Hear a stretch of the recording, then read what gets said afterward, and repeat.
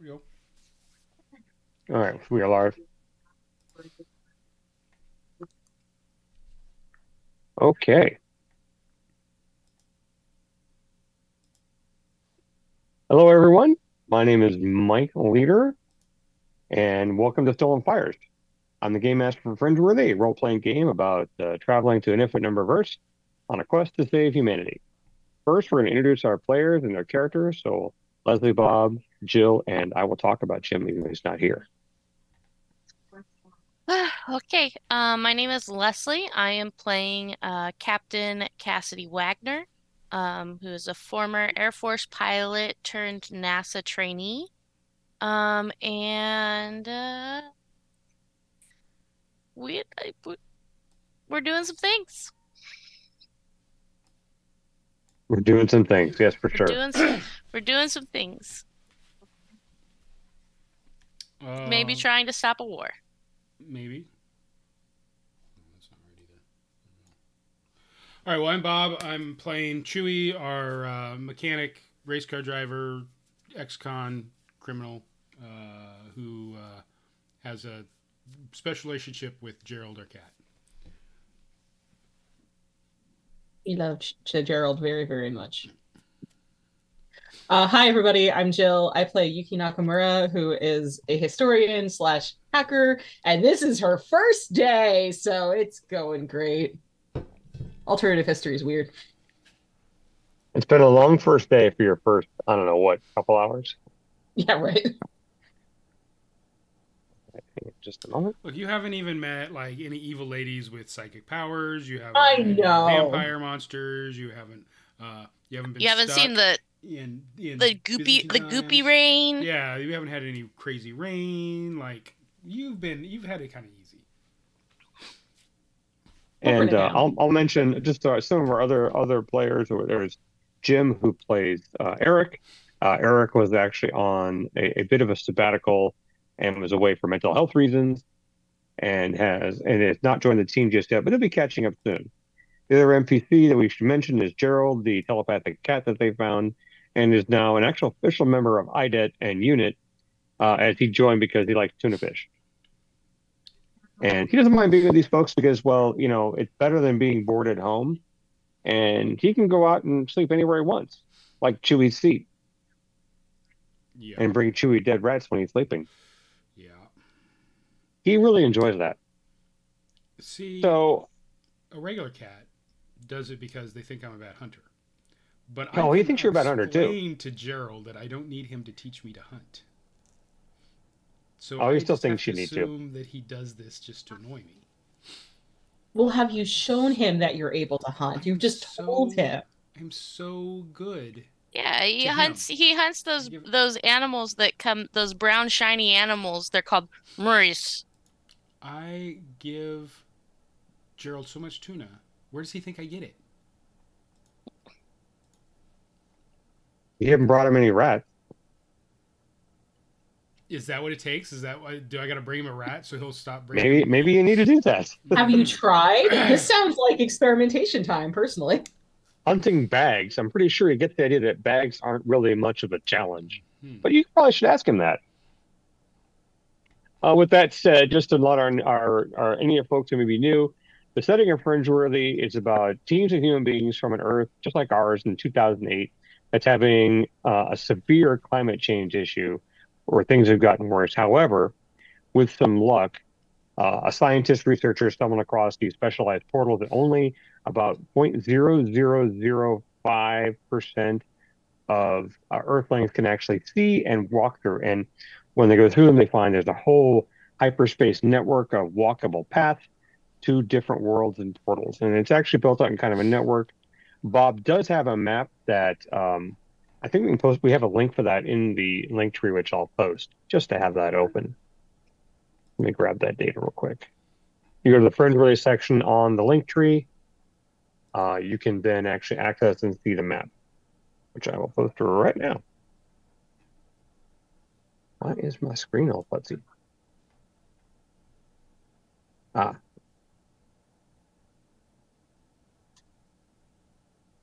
Okay, well, hold on a second. Twitch is giving me a really hard time today, and I apologize.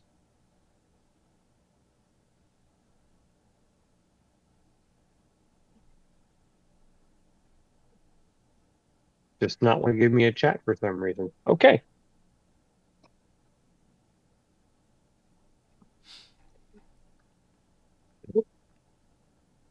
Okay, well, I guess I'll let someone else manage the chat, hopefully. I can't see it. I can't do anything about it. We just got 500 benevolences. Yeah, nice try. Damn. I mean, I'll give you a point for that, but you know, it's like whose line? Points don't matter when I give them. So 1,000 points for Leslie for making up a thing about benevolences. Congratulations. Okay, so Did the I'm gonna go back to benevolences we got last time, do they roll over, or is that just for that They one do session? roll over. You have 4 benevolences and 1 malevolence, none of which were cashed in last episode. So maybe that'll come into play.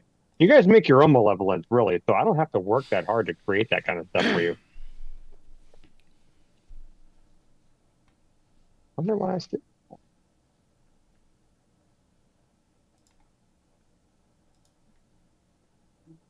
No.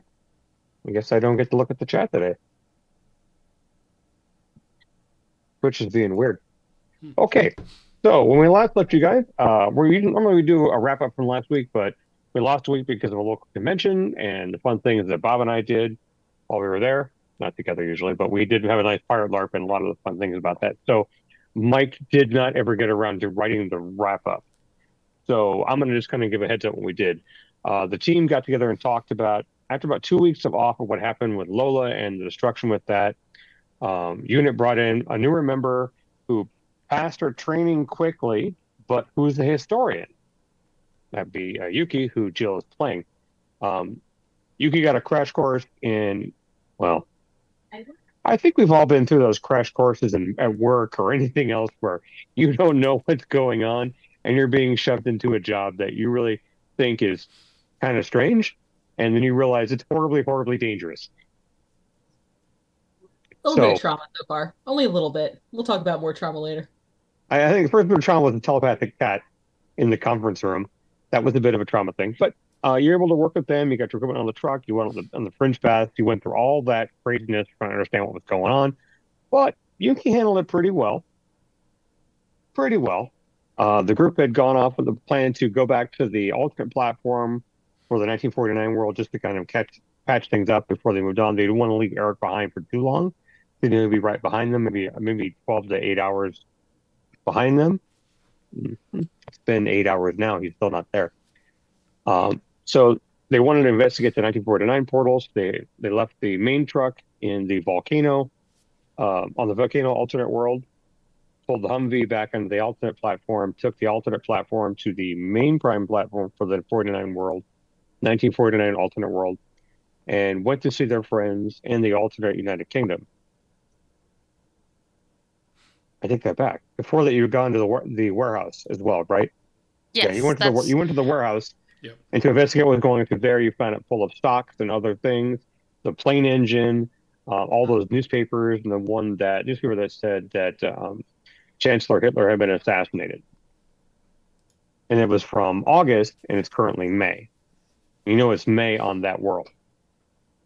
So you, of course, rushed off to the 49 world with the Humvee to talk to your friends. You get there, you spend some time working with the personnel there as you wait for the Brigadier to show up. He eventually gets there, even to tell them what's going on. And then the newspaper's face and picture type just change right in front of you. They fade in, fade out. The whole Chancellor Hitler assassinated fades away, and the headline says Dover Coast Dover Coast for the UK has been invaded by the SSA, and that's in a month and a half, 2 months, same date. And that's where I left last time, much to the horror of our players. And so we'll pick right back up at that meeting with the Brigadier when you watch the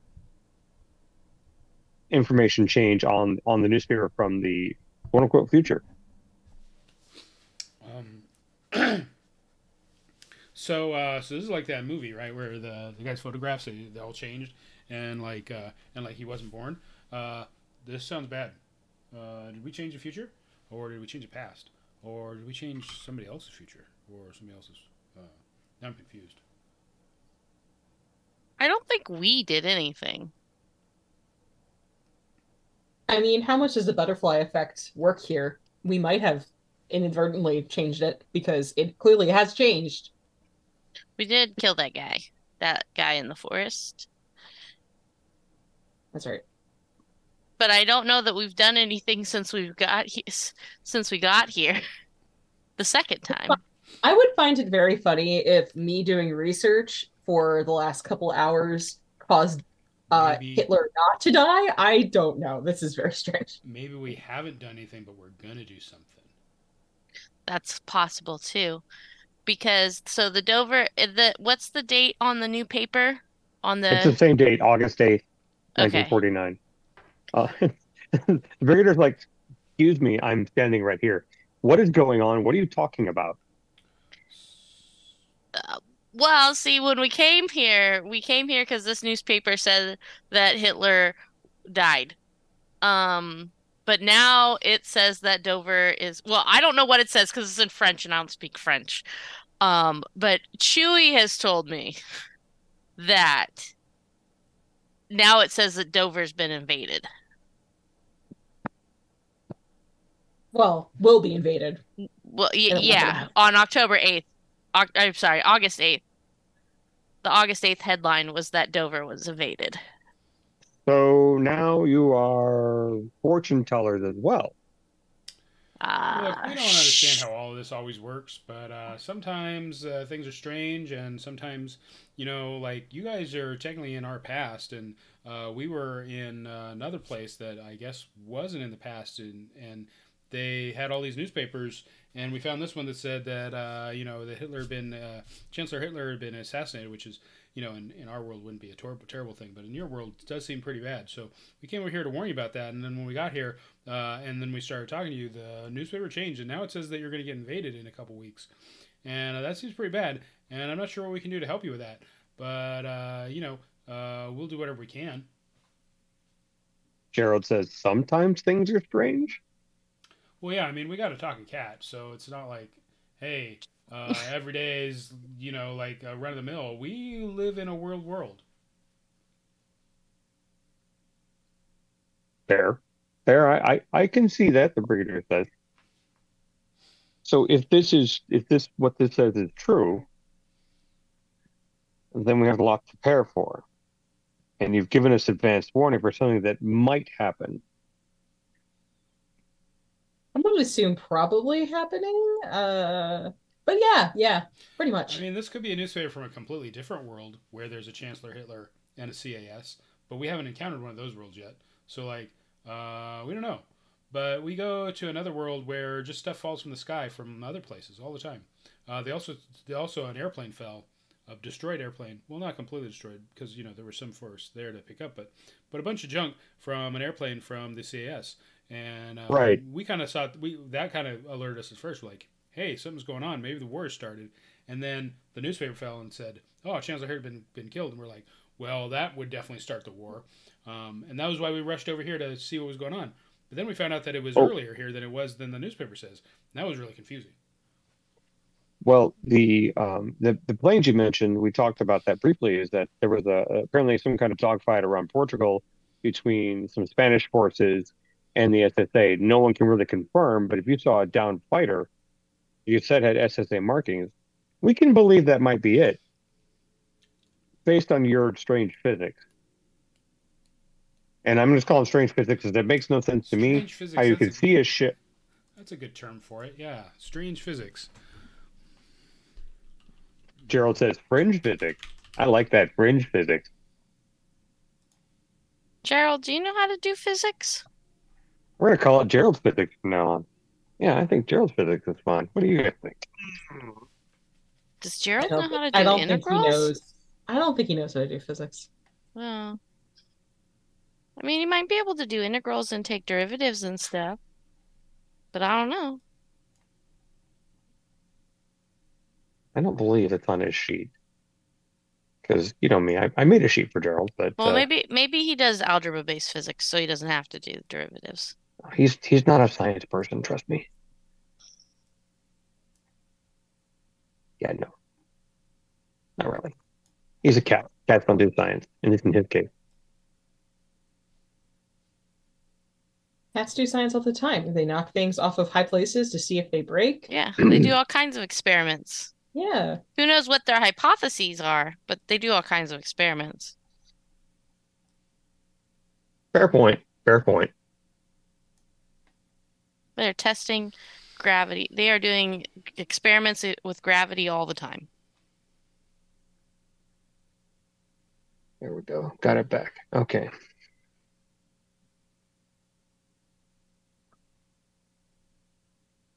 Okay.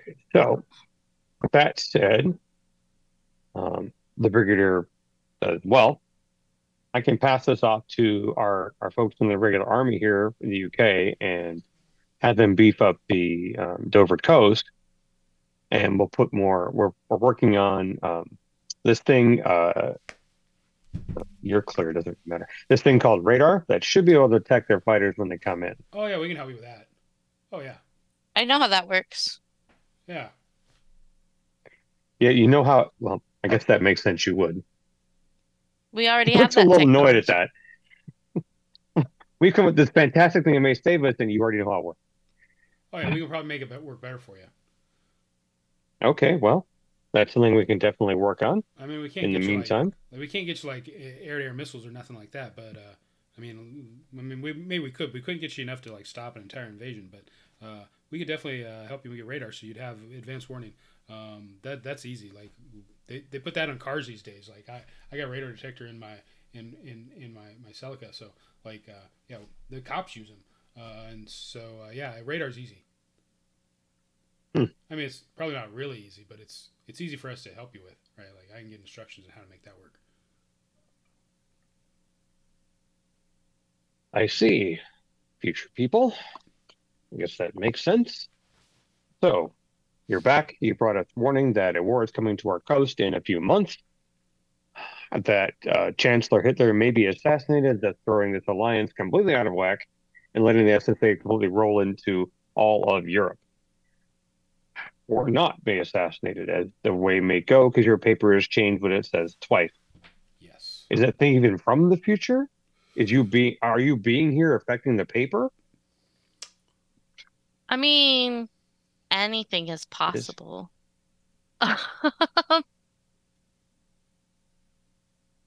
Listen, Sure. you know how much this works as much as we know how much this works. So your guess is as good as ours. I'm afraid you give me much more credit than I deserve, Miss. Yeah. It may have, because we warned you, it may have changed the future. But now we warned you again, so who knows? Maybe it'll go back. Just do a check for this poor chap. What? I'm gonna do a roll for him because you've hit him with a lot of crazy stuff, and he's got to actually find a way to understand that. Honestly, I just feel bad for these poor people dealing with us right now. All right. Well, that's actually pretty good for him. So you're saying that you coming here and telling us may have changed the paper. So what else can you tell us to see if we can try to change the paper? Oh. Well, I can't tell you what the next Super Bowl winner is going to be because I don't know that, and the Super Bowl isn't going to happen for like a million years. But let's see. What else do we know? Let's see. Well, okay. You got to be careful if Private Ryan, if his family gets killed, because they're going to send. Well, I guess that doesn't make sense because those guys are American. And then, okay, so whether British, James Bond. Do you have a guy named James Bond? Because you should get him, and he can go and protect Chancellor Hitler. Don't let the llamas write movies, because otherwise they'll have to be sacked. And then the people in charge of sacking those people that needed to be sacked will have to be sacked. And then Please make sense. Please make sense. You're giving me a headache. oh, we need to figure out the funniest joke in the world, Why? because then they'll laugh to death. I don't see how that's relevant. I saw it in a Monty Captain? Python once. I don't know what that is either. can we focus on the task at hand? Well, like I said, we can go back and get like instructions on how to make your radar better. That's easy. I mean, that'd give you like a big old leg up, right? Like, I'm surprised I didn't have that added to my book. I should have had that added to my book. But as Oh, isn't it in your book? You want to check and see if it's in your book? Yeah, sure. Why don't you make me a tech roll? Let's see. Where are my dice? Like for Chewy, I'd say maybe basic tech. You know what? Since you didn't outline it was in the book or not, how about you make me a straight luck roll? So D10 right. plus your luck. That makes sense. Well, they rolled a 7, and where? So 14. Yeah, 14. All right, so that's good enough for me. Yeah, you managed to. You have some basic rudimentary stuff on 21st century radar. Nice.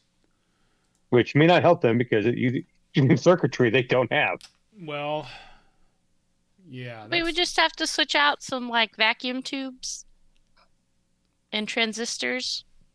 Easy, I guess. I don't know. Yeah. I don't know, Cassidy. Aren't you an electronics expert? Yeah. Yes. Technically, yes. I should probably roll a dice. So you've got. So you're flipping through your book, and Brigitte says, "I'm just gonna get some tea. I'll be back." And he leaves the room. He's infinitely frustrated with you guys, like he always is. And so Chewy's going through his book. You find the section on radar. Hey, I did get this in here. What we should do is we need somebody here local that knows a lot about radar and electronics and radio, and then hopefully I can use this to give them some pointers on how to improve their system. I mean, I don't think they're going to get integrated circuits and transistors right away. Although just giving them transistors would probably give them a whole lot of help. Yeah, they'll probably still have to use vacuum tubes, but I bet that they can get it a lot better than what they're currently using, and make it more accurate. Yeah.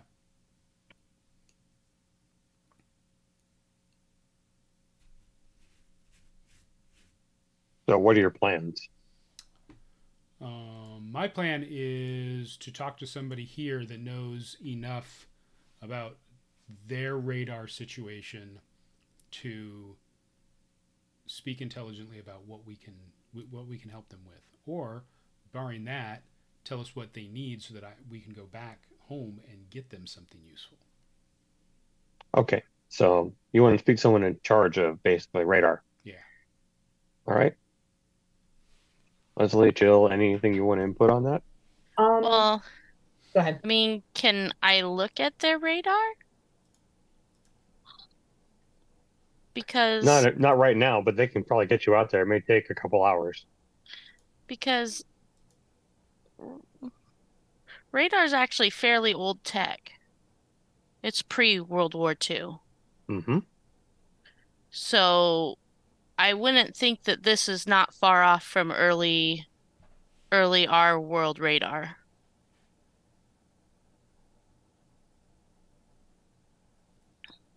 So you want to go out and see it in person to see if you can work on it? Yeah. Okay. And Jill, you had something you wanted to add? So back to the newspaper. Is it just the headline, or does it give any other details? The details pretty much are very vague. Okay. Because the information is not coming out of the UK right now. We know we have reports that have shown fighters and boats off the coast of Dover, which is the southern part of the coast, which also means they're close to France, and so the French military have beefed up along the coast to make certain there's no invasion there. But they can't be certain because, I mean, you've seen the technology; it's pretty well far behind, even what the British have.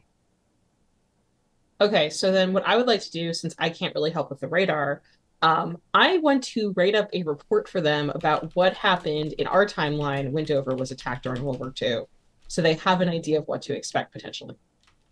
Okay, great. So we'll do yours first. That might take the longest, and it's actually an easier roll technically too. Okay. So give me Gerald's sheet. I would like. There we go. So I would actually, let's see, probably Let's do science, Earth history. Roll me d10 plus your base of 19. This will reduce the time involved as well, because it shouldn't be that hard to write it. Okay, I rolled a 7. All right. So a lot, 26. So that'll reduce the time. Well, let's do it. You're going to get the information with a 12. Okay. And with an additional 10, it's going to reduce the time factor by half. And so you can write it up in about 2 to 3 hours to get him information from 1936 all the way to 1960. Awesome. I'm just going to ask for a lot of tea and biscuits while I'm sitting in the library jotting this down. Okay, great. You're going to work on that. All right. So Chewy, do you want to go with Cassidy out to the radar installation and speak to the experts there on site? Yeah, that sounds like a good idea. Okay. So the brigadier comes back. He'll arrange for for Yuki to have access to the library and do all our work, and he'll get you guys taken out to the site, actually out of the cliffs. It's a bit of a drive, but do you want to take your Humvee, or want to take them to drive you in their Jeep? Oh no, they should drive us there in the Jeep because Yeah, less conspicuous. Anything you're taking with you, or leaving the Humvee there? Probably the electronics toolbox, I would assume, would have gone into the Humvee. Oh. We should take the camera. Camera. We can take pictures of what they got and take those pictures back home. Yep, Give that's a them good to idea experts. too. Okay, so you have the electronics kit and the film camera. That's the most important thing you're taking with you. As well, I'm assuming all your personal equipment. Yeah. All right. So we're splitting the party. Not really. Yuki's not in a serious danger yet. So Yet is the key term. So we're about to get blowed up, and Yuki can go back and. I'm going to warn Jill. This is just how my games go. There's never pure safety. It's always a yet or but. I'm a firm believer in the yes you can, yes you can, but, and no but. There is no definite no, so you're never not safe. Anyway, so we'll cut to Cassidy and Chewie being driven out to a very cold facility in the middle of the night, and you get there, and this is stuff out of picture books and maybe movies you've seen. It's this kind of old tech, but yeah, it's an old radar setup for sure. Look at these vacuum tubes. They take you inside, and lieutenant who's in charge of it is actually told they tell him you should be able to meet these folks. They are experts on electronics who can help you make this a little bit better. We wanted to test their knowledge and have them look at what you're doing. Oh, yes, sir. Yes, sir, Captain, sir. No problem. And yeah, the setup is really old. Since your electronic score is high enough, I'll give you enough based on what you got. If you did anything special, you have to make a roll. But yeah, you're looking at something that's probably at the infancy of radar, long before World War II, our time. And so not very effective. Okay. But if you sit down and if you want to rebuild it, you'd have to rebuild it from scratch, because vacuum tubes are what they are. They break and they need replaced, and it's a little weird sciencey. But if you could rebuild it from scratch or bring them something to replace this, that might work. But getting a heavy piece of electronics through the portal and transporting it all the way back here is not easy to do. So transistors weren't long after radar. 1950s. But they don't have them yet. Because you would know, based on their current level of technology you're looking at, they would probably get transistors in 25 years. Maybe. Because they're so far behind thanks to no World War One. And now no World War II prep. Because transistors were about 10 years from when we had radar. Cool. Well, I'm gonna do a roll. I'm gonna roll technology, I guess. And what do you want to do? I want to know if I see anything if I see anything that looks like an easy fix to make it more effective. Okay. Like, oh, if I tighten this screw here, so that's a Little 6 number there. plus technology, right? Be electronics. Go into tech. Under tech should be electronics. So I had 5, right? No, Total 11. base is on the right. Yeah, base is on the far right. So 21 plus 6? Yeah. Right? Right. I It's read that basically right? because of your rollability, it adds to that huge bonus. Yeah. So 27. That can't be right. Add is 3. Hang on a second. Maybe it must be an error on the sheet. Hang on. It should be 21. Okay. Because 5 and 11 is 16. Check my math. Is it something with my abilities?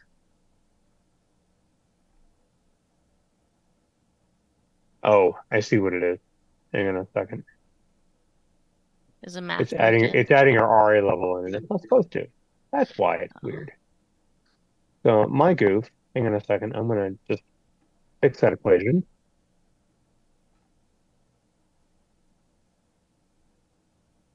There, that looks better. So 19 then. All right, so 19. Yeah, you could probably make some basic upgrades to this. With what you've got, you can take apart pieces of that electronic kit and actually. Well, you don't have any. Well, you have transistors. You have that kind of. I mean, I'm not an expert. Okay, no, just caveat. I'm not an expert on electronics. We'll just say that you can figure out a bits and pieces to alter it. It's going to take you a couple hours to fiddle up the technology. You maybe give them a temporary boost, but they can't shove enough power through this stuff, and it's going to blow it. Because your electronics is much smaller, their power current, I mean, it's just hitting it like a hammer every single time I use it. Those vacuum tubes can't compensate. Hmm. You would need a whole new setup here is what you would need. I need some isolinear chips and data rods. Or you need to rebuild it using their technology. Yeah. Which you've never done before, so you'd have a steep penalty on that a check. But you could try. Too bad we didn't use vacuum tubes anymore. And the lieutenant's watching like, what do you mean you don't use vacuum tubes? Well, we have these things called transistors. And it just all gets smaller because we have better materials to make better things. So we can have better electric resistances and stuff. Well, why would you make it smaller? Wouldn't that make it harder to work on? Yeah, but then you can take it anywhere. Why would I want to take this anywhere? It's good where it's at. Yeah, but you got to move sometimes. And then you could set it up anywhere because it's cheaper to build. And you could have multiple. And then It's you could cheaper and smaller. Does it break easier? Depends. Also, Leslie knows very little about electronic engineering. Why? It's been a long time since I took those classes in physics. And I didn't pay very much attention. You're preaching to the choir. Trust me, I understand. So, like I say, you're saying it's smaller, it's cheaper, and it's portable. Yep, and that's interesting. And sometimes it works faster too. So do you make the vacuum tube smaller, like from this big to like this big, or it's like maybe like that big? Well, we have transistors, which are much, much smaller than vacuum tubes. Oh, really? Can I see? Like vacuum tube transistor. Oh, interesting. Can I see one? Do we have anything that has a transistor in it? I don't know. Look at your equipment list. You don't have you have electronics in there. You have electronics in there somewhere. I'm pretty sure of it. See, I pull out my calculator. I go, see, when you make this stuff smaller, watch this. And I just do 7 plus 4. I thought you were going to do the thing where you write out curse words with the numbers. You turn it up. Yeah. That would be what I would personally would do. So I can add and subtract and divide numbers Big numbers anywhere I go, and I don't need paper and I don't need a slide rule. But I love my slide rule. But this is so easier. You May don't need I? a whole book about how to use it. May I? If you let him Also, take it, he's going to take it. May I? I mean, I need it back. This is I am somewhat emotionally attached to this. I'm not going to I steal just it have from to you. show you the thing that's sitting on my my coffee table here. I can get out. It's one of those fancy scientific calculators, too.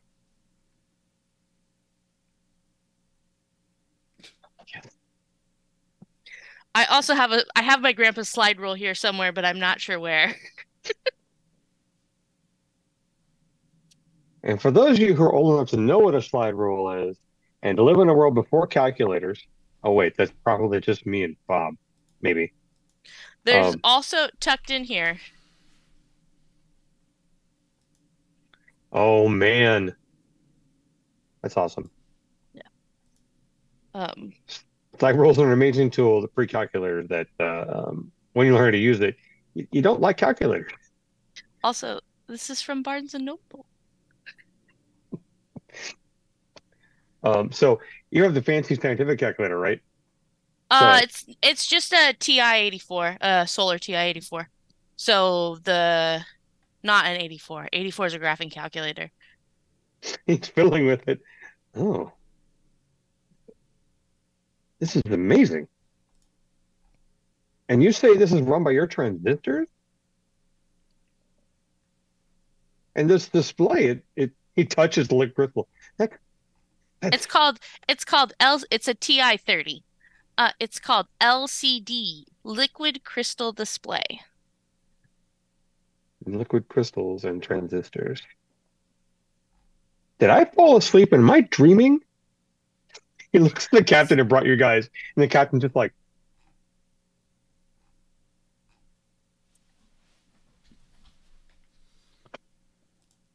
Side note, because of this, I'm now like looking up what are the current TI calculators available, and I'm very traumatized having not looked at these since the early 2000s. Please continue. Thank you. I mean TI-83, like TI-84s, they haven't really had a new model in a while. They haven't, but they have this thing with like TI Inspire and they connect to computers. I don't know. It's weird. Anyway.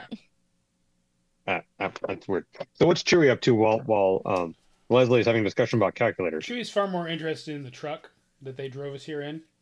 Mm-hmm. Yeah, and because this is vintage, like this would be so good. Like I take this thing and turn it into a hot rod and like lower it and put some airbags on it, and I could get it to dance and put like a nice candy color paint job on it with some gold leaf and some fuzzy dice from the run, maybe some oh yeah, this would be badass.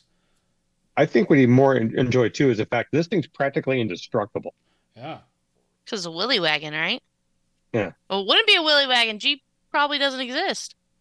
Nope. The Brits had a version that wasn't an American Jeep, but it's pretty damn solid. Yeah, it'd be a Land Rover or a Mercedes. Probably be a Land Rover. Yeah. But yeah, this thing is so damn solid. And for what it does, it's not made cheaply. This one that was worked on by hand. You could just tell this was tightened by hand. Wow. Yeah. So unless you conspire to steal one of these from them.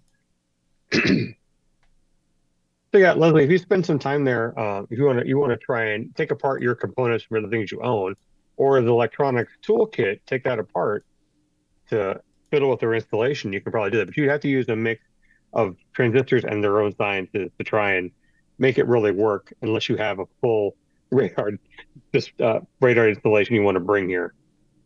Ugh. Which again would be really hard to do. Well, I'd rather pull apart an electronics kit than pull apart my calculator because I don't know what else we have that could be pulled apart. What you do have is in the primary truck, you have the radio equipment, that massive radio antenna and all that equipment. The broadcast equipment that your former partner had brought along with you guys. You used it twice, and it's been basically in storage in the back of the truck. That's a good point. It's a 30-foot antenna. and a lot of radio equipment. I mean, does it seem that we'd have ample time to go get that and come back here and Well, it'd be an hour back to the headquarters, then to the portal, and 10-minute jaunt through the portal system to get to the truck, and then get the truck, and come back, and you can do the time math. because the radio equipment will fit in the Hummer because that's where we had it originally. If we're gonna go all the way back, we should just go all the way back home and get like a real, like we could get like an AMRAAM or one of them Patriot missiles and bring them back. Like, why would we just go and get the shit out of the truck? It just take us a couple more hours to go home and then be like, hey, we need some proper radar and some anti-aircraft guns and stuff. And those they got specialists there to tell us everything we need. And we could pick up Eric on the way. He's probably halfway down the road. I would do a check on that just for you to know. There's a bureaucracy skill, isn't there? Do they have the technology to run anti? Well, I guess They we're may not taking have it the all power, back. and that could be an issue. Yeah.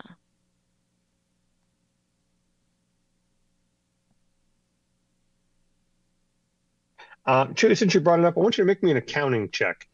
Counting. So it's a D10 plus 6. 13. All right, not enough. Yeah, you can definitely get all that stuff back at the. You can probably get a Patriot missile, all that stuff, real easily, and bring it on back within about an hour or two. Yeah, I think You can do the trip there, trip back, done. Yeah, it'd be a whole lot faster to just go back, get some. The Russian guys, they got all kinds of stuff. They can tell us what they need to do to shoot down the airplanes. Like, come on.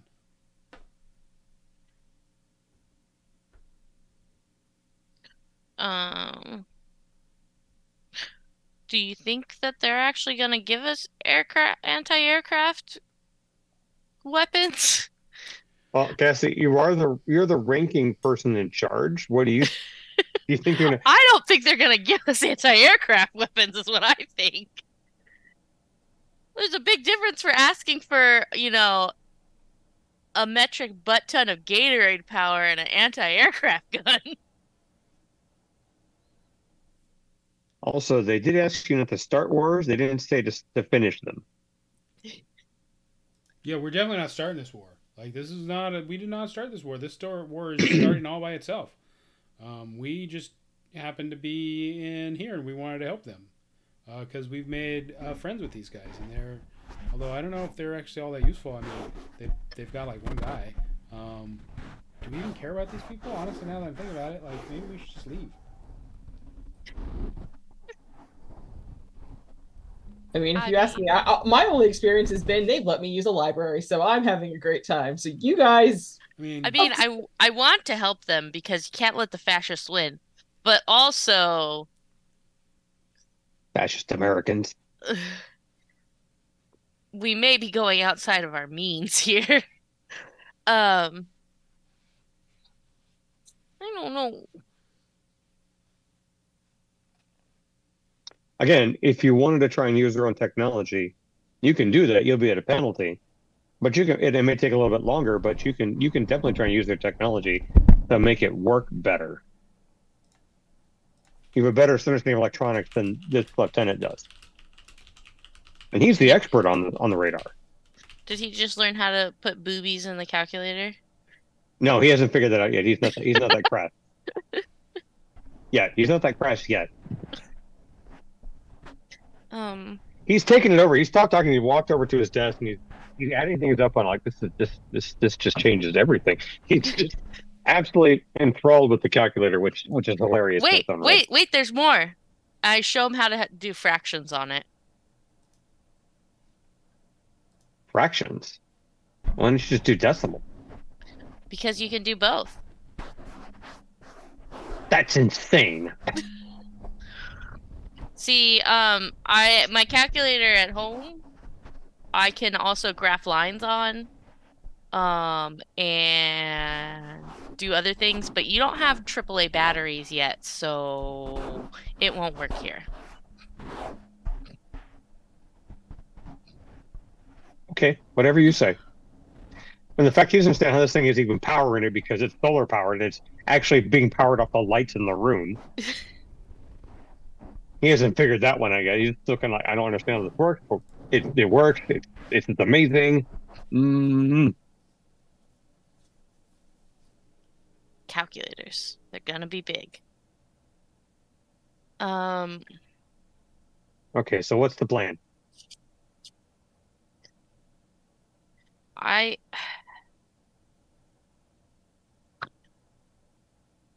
I kind of want to just go get that radio equipment because we can just scrap it because we've kind of found out we don't really need it anymore, we think.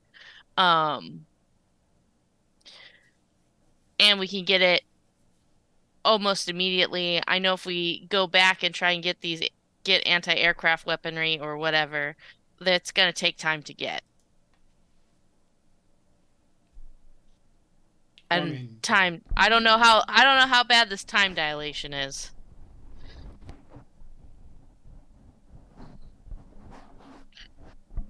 Also, I want to You ask, know, no, Cassie knows there's no time dilation between this world and where you're at on the path on the fringe pathways. okay. You know that from the first time you were here. I also want to know, have they shared their radar knowledge with France? No, they haven't. It's strictly it's strictly a British thing. We're not in a treaty with them yet. The German Chancellor and our Parliament is working on that. The King of France is very particular, and we don't like his government. I've heard the French are gross. Um,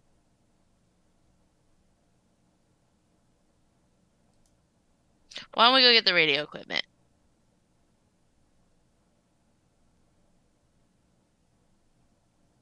all right. Boop, boop, boop. Okay, so you're gonna head back to HQ, pick up the Humvee, go on the pathways, head to the. Are you gonna pick up Yuki? Or just leave Yuki in the library? I mean, I'm sure we'll pop our heads in and be like, "Hey, you want to come?" and see what Yuki's doing. If you pop your head in, she is like, she has eaten through like an entire package of biscuits at this point and has like writing all of these notes and looks up and is like, huh, what? Hey, hi, sup? You We got gotta a go back. full chalkboard, leaflets stacked everywhere, There's notes in English, there's typewriter. notes in Japanese, like there's some random kanji everywhere. There's definitely like pen smudges on her. She's like living her best life right now. We gotta go pick some stuff up from the big truck. Okay. Yeah, I have to like edit these and make these make sense. So she grabs some papers that she's like scribbled notes on and like more paper and is like, I can work on this while we're in the car.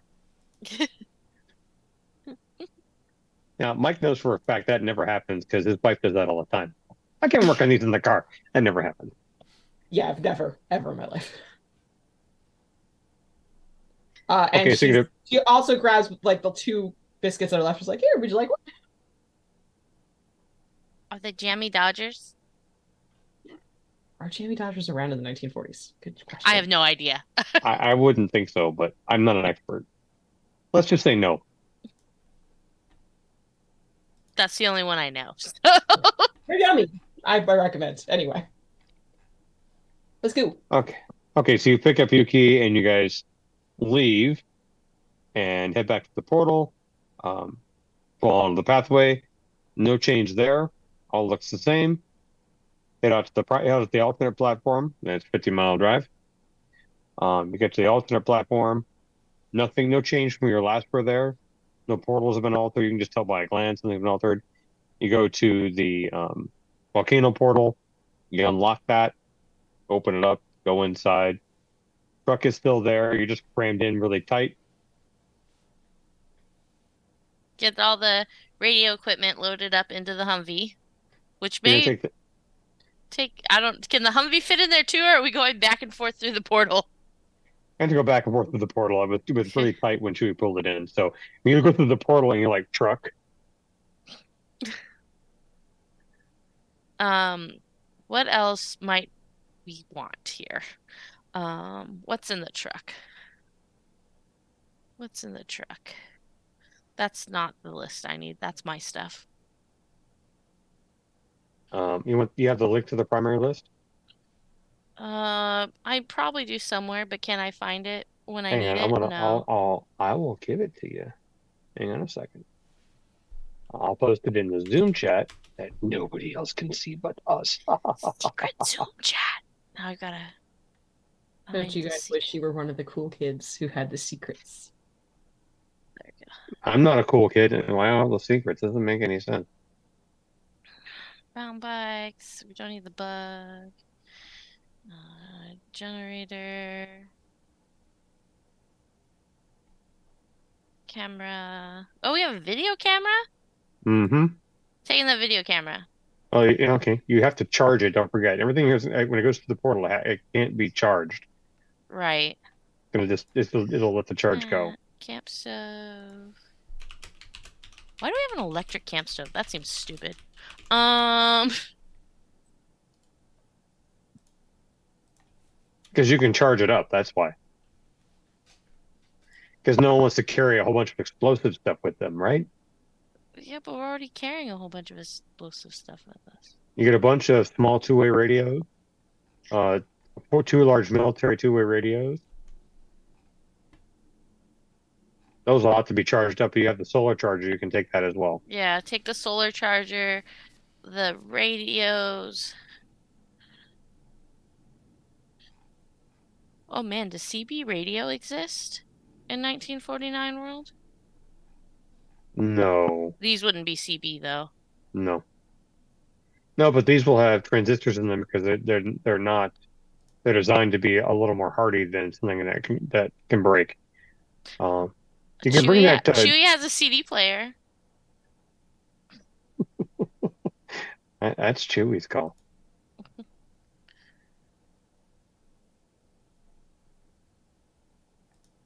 Anything else? I think that's it. Oh, I lost Zoom. There it is. Anything for Chewie or for Yuki that you want to pull off the main truck? Some quality hot sauce and spices because British food is terrible, and I don't want to eat. No problem there. And some hot sauce. Yeah, hot sauce is the most important thing. Tortillas. I'm going to get some lip balm. Since we have a whole case. Since we have some, I don't know why you have 24 donated by Burt's Bees, but obviously I'm going to take one. Because it was funny. Yeah, why not? And you also have that case of Notos. I mean, that'd be great to donate to the Fritz. Here, figure this out. You can probably use these rather than using, hard drug. Okay, so you guys get that stuff. You're gonna head on back. Anything else you want to do before you go back?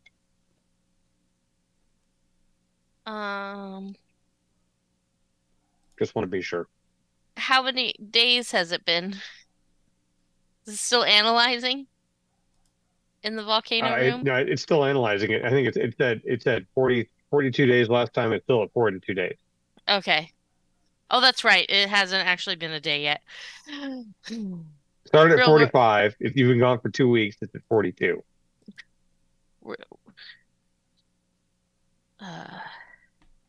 Okay. Back to the radar. Okay. No one else objects.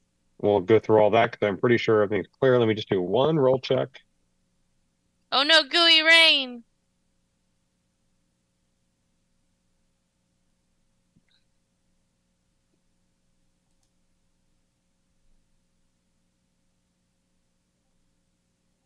Okay.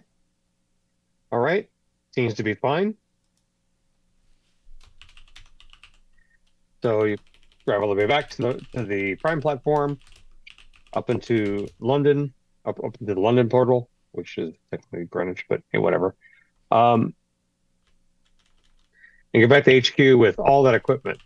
Now, are you just going to drive? You want to just drive it down in your Humvee all the way to the establishment that you were at? That's about an hour and a half away, and it's still nighttime. It's getting on to about 3 o'clock in the morning, so you can probably do it and not be seen. But then we're going to bother by letting him see your truck. I say truck, I mean Humvee.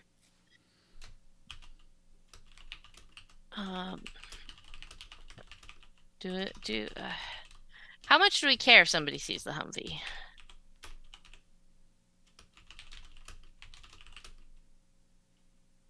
Are we worried about someone like taking it or attacking it? Not overly. In this particular area. But more be an out of place vehicle because, you know, it's a 2000s. Well, it's post 1949 Humvee. I mean, I would assume just try to park it somewhere that's a little more conspicuous, but aside from that.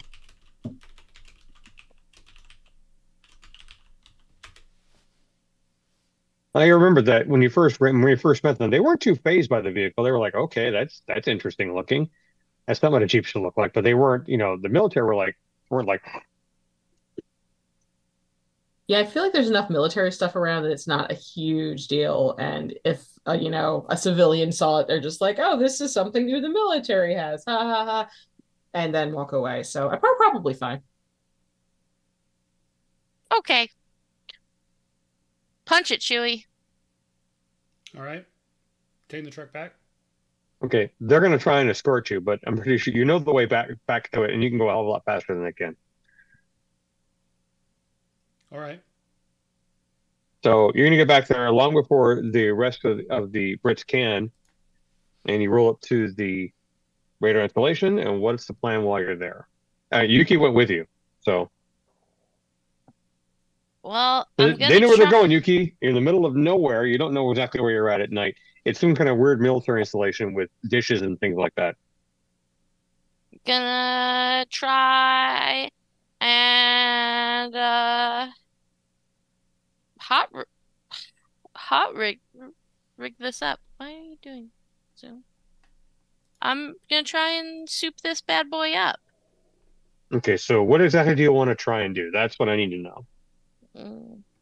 I want to try and give it better range. Okay, better range? Which I guess would be like amplifying the radio waves. I kind of remember how radar works. You don't have to give me the technical stuff. You just kind of tell me what you want to do. Like, I want to amp up. I want to increase the power. I want to increase the range. I want to increase yada, yada, yada, yada. If there's a way to increase the range and accuracy, that's kind of what I'm looking for. Okay. Well, that's going to be a tough job. And you think you know what you're doing, although you've never worked with vacuum tubes. And you're gonna be able to take apart the radio controls, kind of hardwire in some of your more modern technology. And so you're going to use up the primary radio and two of the small hand radios. Okay. Those are like a dime a dozen. So yeah, but you only have four of the small hand radios and two of the large hand radios. Now you have two of each. So just in case, you never know when you get cut off of things. So I'll need you to make me an electronics roll. Okay. Your difficulty number is 21. I rolled a 10, so I think that's a 23. That is, you back that 10 up with, it's a critical, so roll it again. Oh, that's right.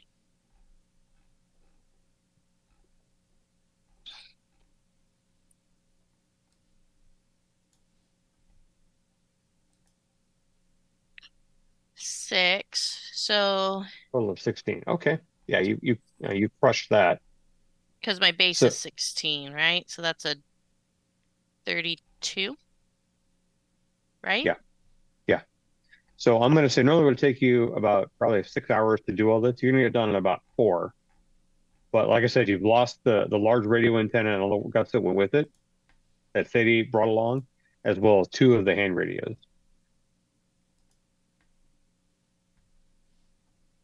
And so while Kathy's pretty much torn apart electronics and is covered in wires and shit, did you guys want to do anything else while you're here?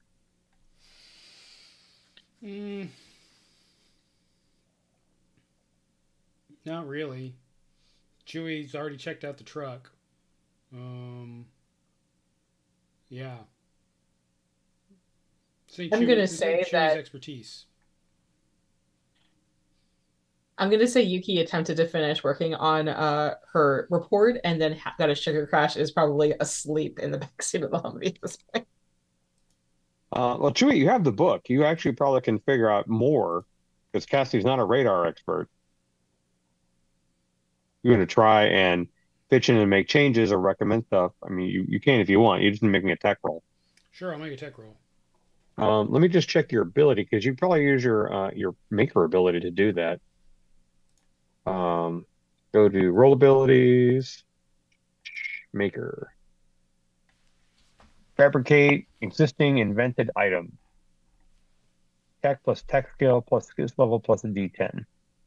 All right. Yeah, if you want to try and actually build something on top of what she's doing, you can do this.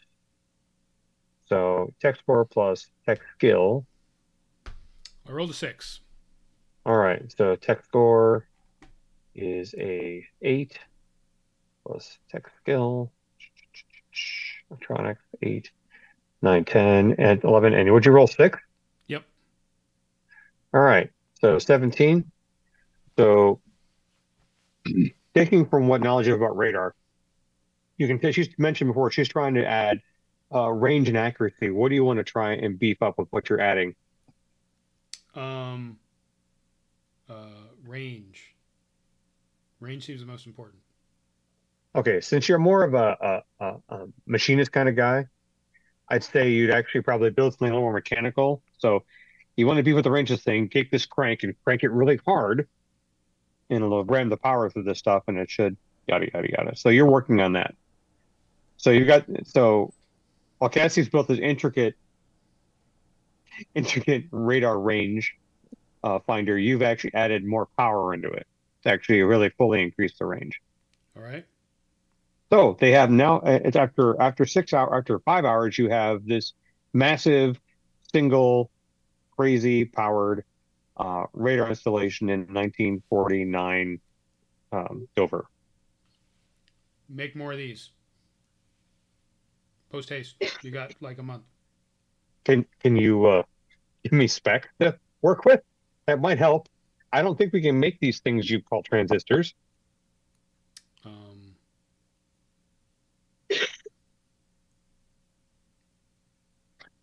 We could get you a bunch of transistors.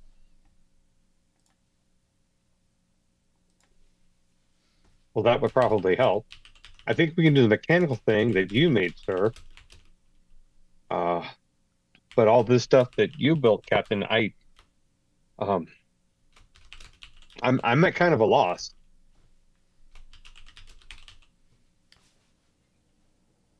Let's just see how much of a loss. Did he just add up numbers on the calculator to tell me how much of a loss? No, he's already given that back to you. Okay. Now I'm kind of a loss to what you're doing here. I mean, I kind of understand what you want to do, but this hardware doesn't make any sense to me. You're working on some kind of... Is that plastic?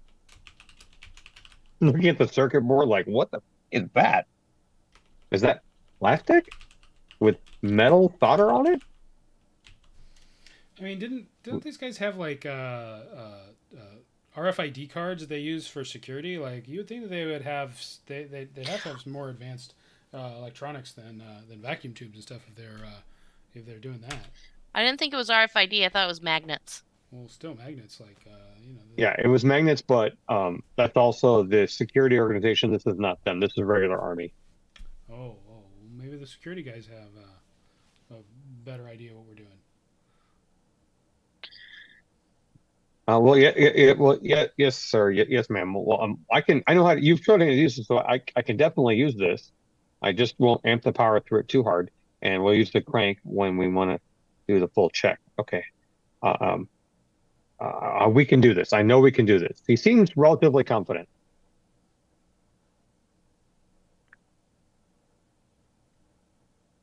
All right.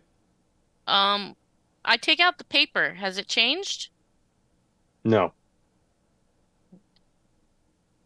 Gerald is asleep in Yuki's lap while she's sleeping. Um,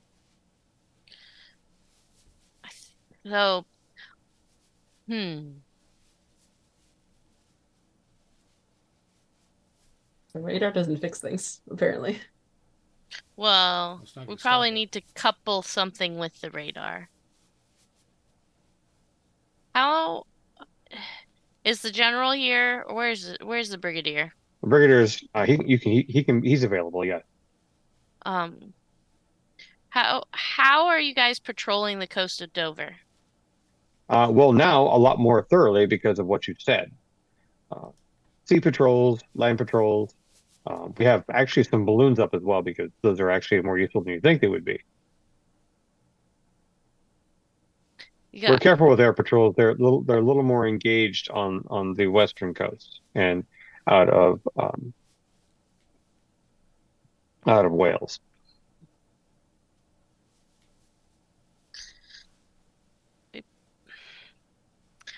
Either way, Captain, we're not ready for any kind of full-scale attack. We don't have the material and we don't have the manpower available, and that's a problem. hmm.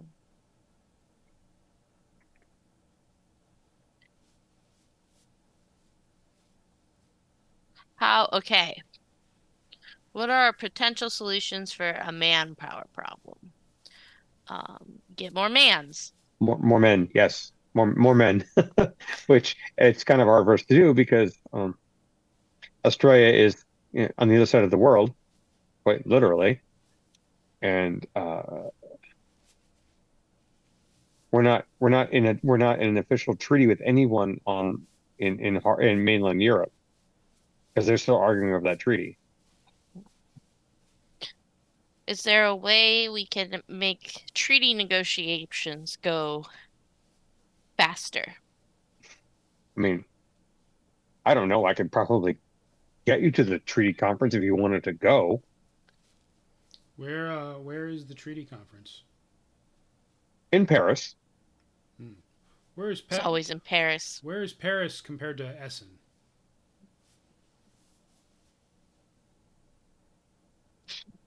Mike has I have to look at the map now. I'm sorry for fans who are watching. I don't know everything. I have to look at a map. Essen's closer to. Essen is like 3 hours from Amsterdam.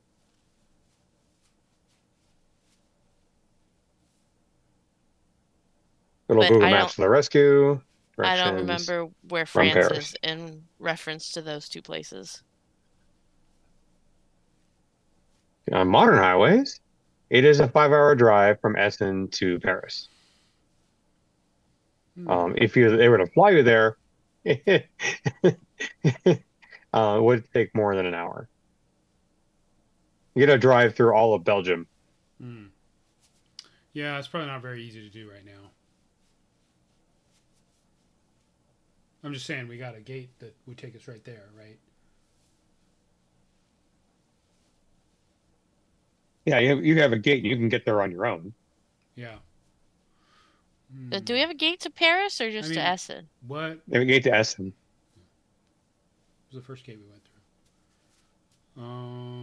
Well, like, I mean, what are we gonna do if we go to the conference? Like, they're not even gonna let us in. We're not like, fancy pants diplomats or nothing like that.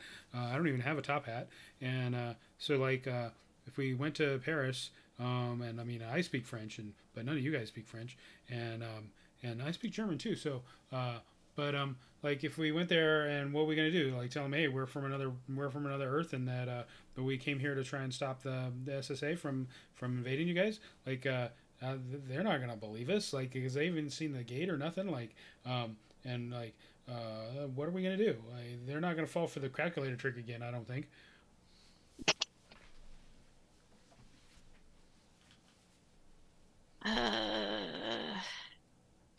Brigadier, who do you know?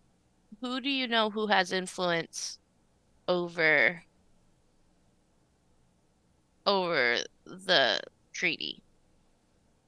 Well, something our minister of our our cabinet minister is over there managing it. I don't know him personally, but um, I can make certain he works with you. The question is, I don't know what you can tell them. Like your comrade Chewie said, I don't know what you can do to sway them. I'm not going to try and stop you from doing that. I'll happily get you where you need to go. What other options do you have to dealing with the SSA? Is there another way to set them back?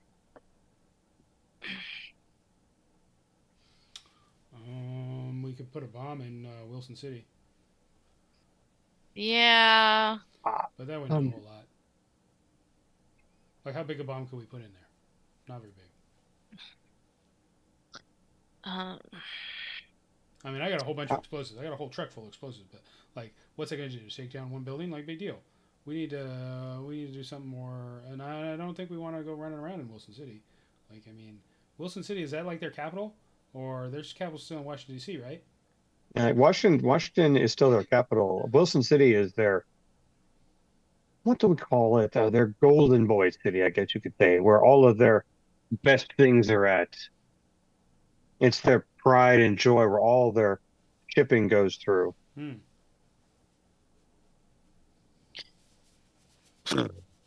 Like they say, streets paved with gold. All I hear, it's basically it's painted gold, but it basically is full of shit. Yeah. You know what we do have is a telepathic cat. Could we have our telepathic cat go there and put ideas in people's heads, and they'll just be like, "Oh, look at this nice kitty," and then Gerald will be telling them, "Be nice to each other and sign the treaty." Seems like a terrible.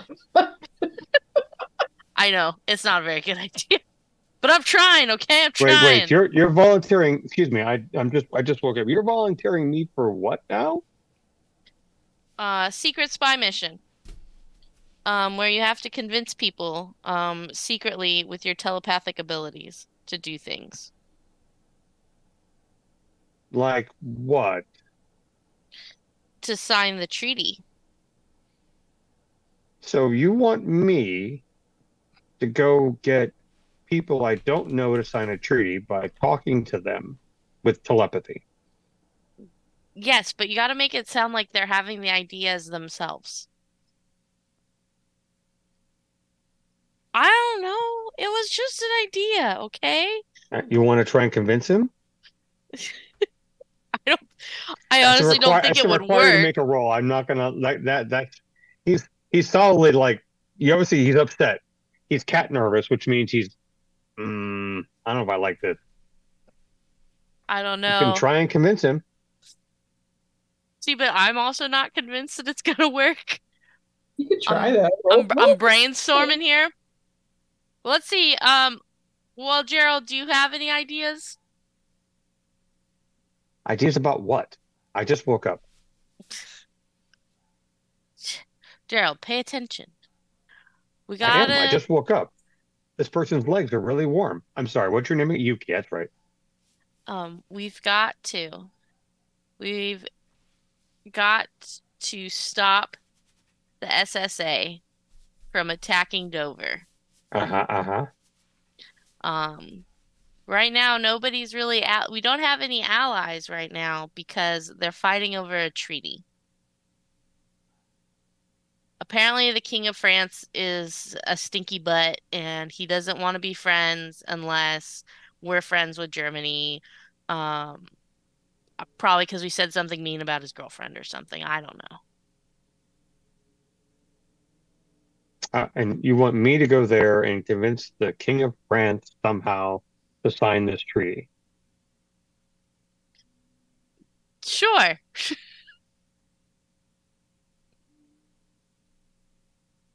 Sensing a I laugh. don't know. I enjoy stealthy things, but I don't know if I want to be on my own like that. They have really good tuna in France. You can get. Yeah, they got fancy fish in France.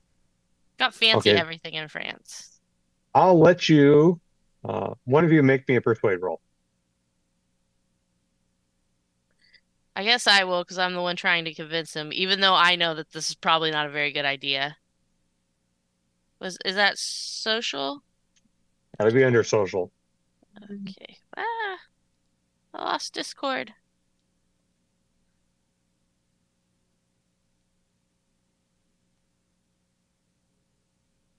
I rolled an 8, and my persuasion is 7, so 15. It's probably going to work on him too. You know that, right? Oh no. Poor Gerald. Would we also go to France with him, or we're just sending him to France to do this? We would also be in France. Okay. We wouldn't send him I on was his like, own. we I don't can't- we trust him can't to get there on his own. He'd get Well, distracted by the first cheeseburger he saw. Also, how would he open the tuna on his own? Yeah. I But can I do mean, this on my own. I can do this on my own. You're right. I'm smart. I'm a hunter. I can make this work.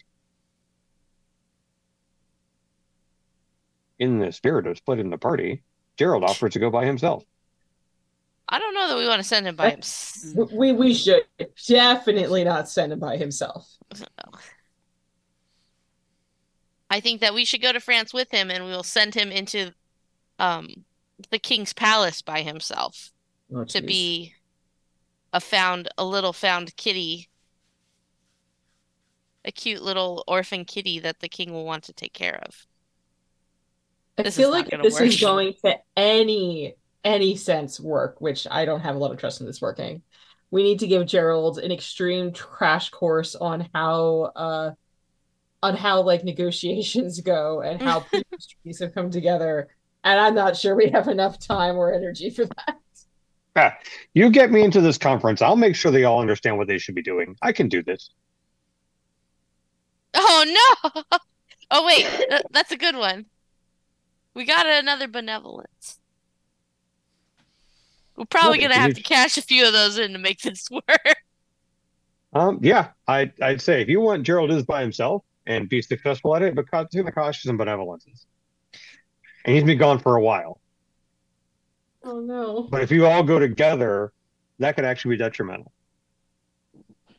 I don't like this plan. I really don't like. You guys have 4 benevolences. 4. I will charge you 3.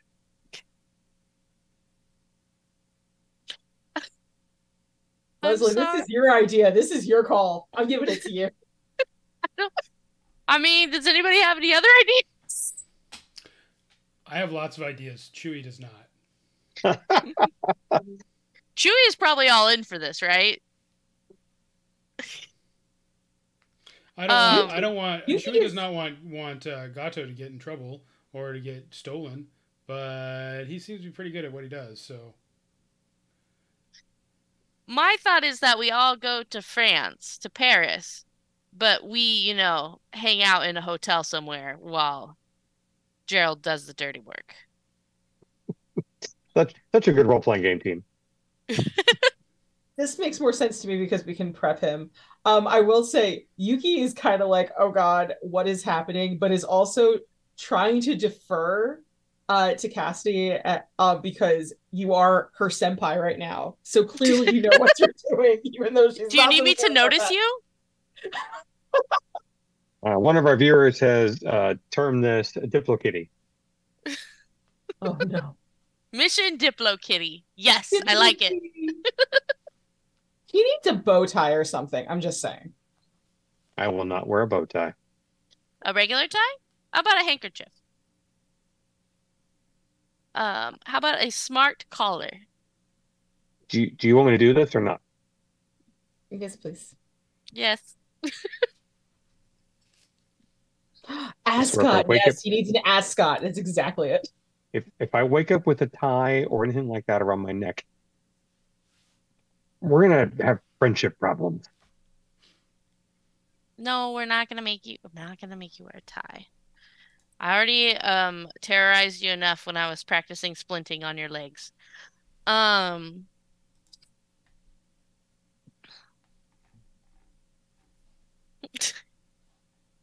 Okay, so I guess we're going to Paris, huh? And see if this works. Yeehaw. So are you going the roundabout way or the direct flight way? Because the regular can get you guys on a plane. You can be there in about 2 hours, or you can go through the portal to Essen. You know, if this drive through the forest a bit, get on the road. You hope with a map that they can get you, and you could drive to Essen in about 5 or 6 hours. Drive from Essen to in about 5 or 6 hours. Do we think 2 hours in a plane is enough time to uh prep Gerald on what's going on? I mean, I have no idea how quickly Gerald can pick up uh intense negotiation concepts, but He's sleeping already, so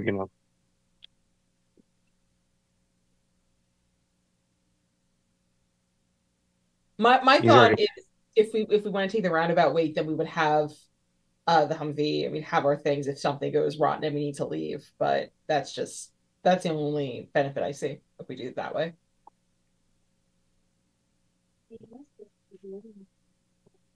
I'm not opposed to either, but Chewy, what's your vote? I vote we go back to the base and we get some more missiles and stuff. That is not what you're supposed to vote. Patriot missile system would solve all these problems. I mean, I saw it on TV. Like they got on CNN all the time. Like they used that in Desert Storm and they shot down all the planes with it. Like, I mean, because I'm pretty sure if we can fit the truck through there, then we could fit a Patriot missile system through that gate. I don't think we could fit like an F-14. Plus, like I don't know how to fly an F-14, but I know how to drive a truck with a missile launcher on the back of it. So Cassidy, I think we should take the plane. I could fly a plane. Let's go with the plane. We should get our own plane, by the way. Just tow a plane around. Little Something we Cessna can or do. something.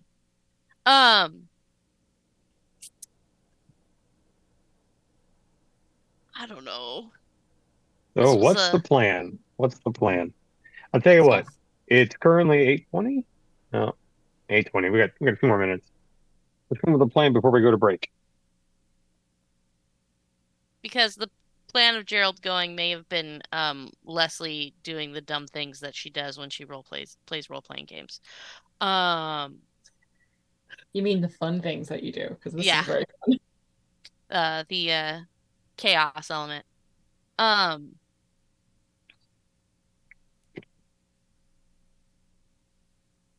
I wanted to ask Gerald, okay, Gerald. So if this is the plan and you're going in and you're gonna convince them, tell me how you're going to do it. Tell you how? What are you going to tell them? How are you going to um convince them? Well, let's see. I would first read all of their minds, which is a good place to start. See who hates who dislikes what, who likes what, who believes in what, and use that against them. So let's just say this King of France, whatever that is, uh, believes in believes in his deity, whatever he calls him. I could masquerade as that deity, giving him insight through dreams and thought. It'll take some work, maybe a couple of days, but I'm pretty sure I can do that. I'm pretty sure, yes. No, I'm definitely sure I can do that. Okay, I'm taking back my vote for the plane. Let's take the Humvee back through the portals so we can go to Paris. That way, if this all turns into a trash fire, we can escape very quickly and try something else. That is my vote. Well, Also, Gerald, you and I are going to have a very long discussion on how negotiations tend to work. I'm not against your plan. I think it has some viability, but perhaps we need some context. We haven't met anyone particularly religious in this world yet, so I That's don't know true. how they feel about things. Oh, but he is a king. Kings think they have divine right, don't they? Historically, not all of them. No. No, Prob he could just be an Probably. asshole in charge. That makes sense. I mean, that's always a good point for a king.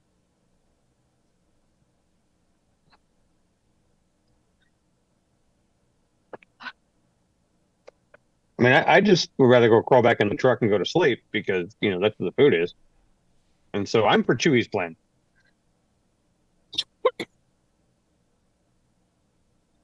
It seems fairly more destructive and probably a lot easier. Well, So what do these missiles do, Chewie? I'm Oh, interested. they blow stuff up real good. Yeah, they're like they'll shoot a missile out of the air, so they'll have no problem with a little airplane.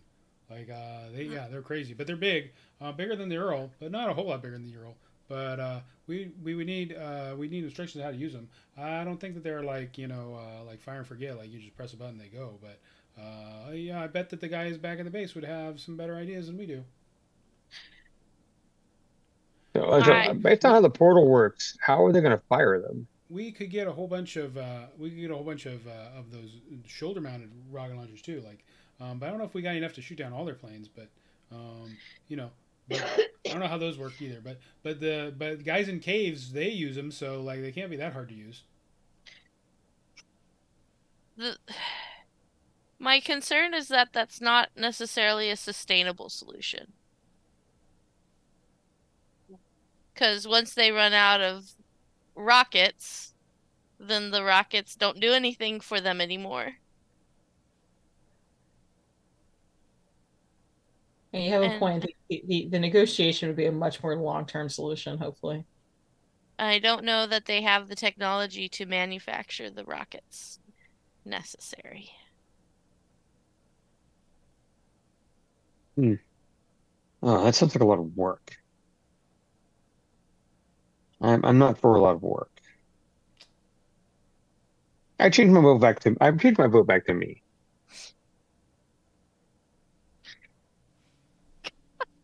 I'm sorry. Well, should we get in the You truck involved and the get... cat in this. You involved the cat in decision making. That is your fault. Never be sorry for the chaos. I live for the chaos. Should we get in the truck then? Let's Let's, see if let's let's see if the Brigadier could give us some more tea and cookies and then get in the truck. So here's so just to be certain, you're going to drive yourself there. How do you drive yourself there? Just to be 100% certain with how that works. We don't know where, that's the thing. We don't know the exact location of that gate in Essen. We just Oh, know that's that a it's problem. outside of Essen. Oh, never mind. I thought we knew where it was. Okay. We Yeah, know that you stayed in the forest. You only listened to the radio. You knew you were outside of Essen because you heard the German. You were able to figure it out. we had star pictures, didn't we? Were we able to figure that out or not? No, you only range found that one by the radio. Okay. That was So the I first portal guess you went through so many years ago, 2 years ago. which was actually like 4 months Uh, ago. Less than It- that, 2 months ago. uh so I guess we gotta get the Brigadier to get us a plane. Cool beans. Let's do it. I can give you a map if you can want to drive there from wherever your portal comes out from. Problem Yeah, is but we if we don't don't know if exactly where the portal it does come out. if we don't know where it's coming out, that's probably better then. We'll map out. Here's Essen. Here's Paris. Um, the roads along here aren't very good, but I think your vehicle can handle those. Um, so if you can get to here and circle around Essen, you can pick up the highway here that'll take you there. You need to ask for some directions here or there, but you surely get there in, probably 6, 7 hours.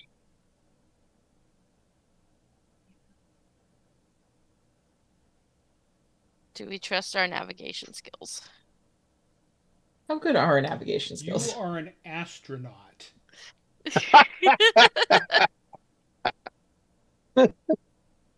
Yes, you are an astronaut. Where is navigation? Maybe I should say this more often. You are an astronaut.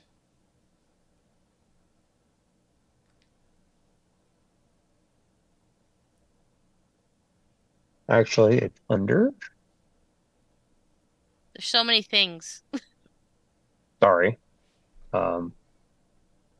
Survival.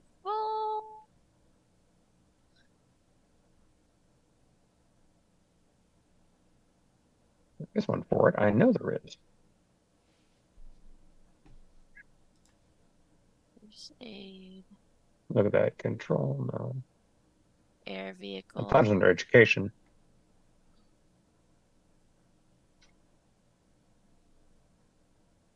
I would give you a choice of survival or deduction. Well, survival's better.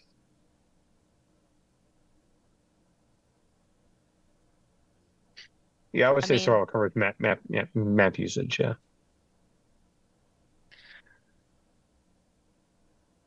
So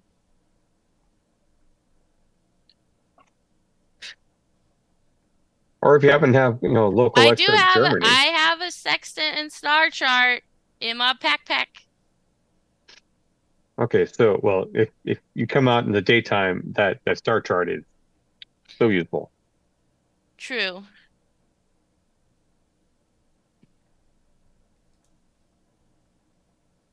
I asked the brigadier if we can have a compass.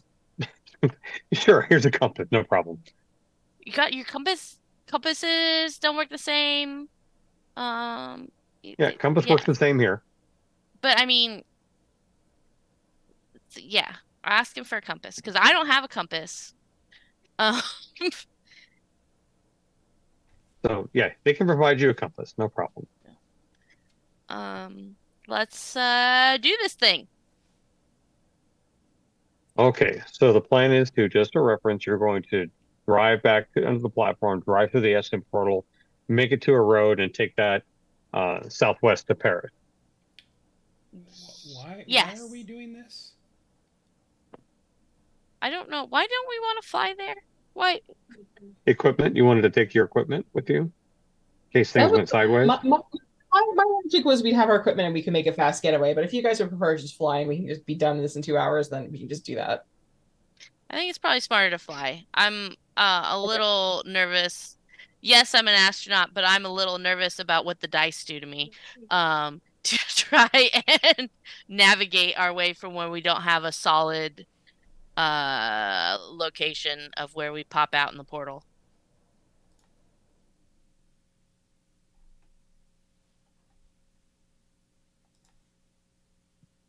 Okay, so the plan is to take the plane the brigadier offered and fly over there in about an hour and a half, 2 hours. Yes.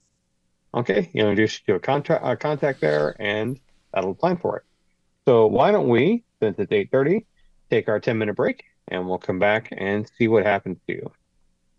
Chaos! Actually, before we go to our break, though, before we go, as you guys are loading up onto the plane, and you're getting ready to leave, you load your equipment all up. Gerald's on board. It's definitely an older plane. Cassie, are you going to fly this? I mean, I could. Do you want to? Do it. Not really. Okay, they will provide a pilot for you, and they're loading equipment on board.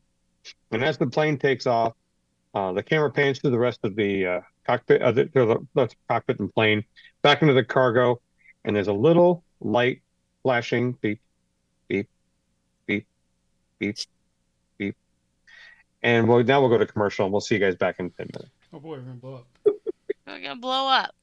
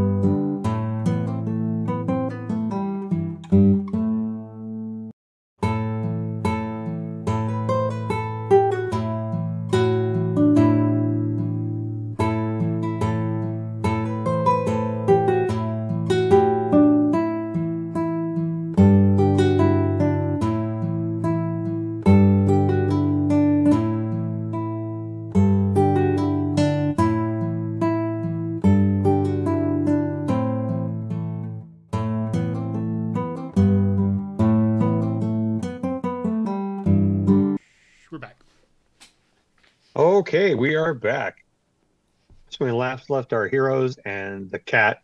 Let's face it, Gerald is not a hero. He's a cat. Sorry.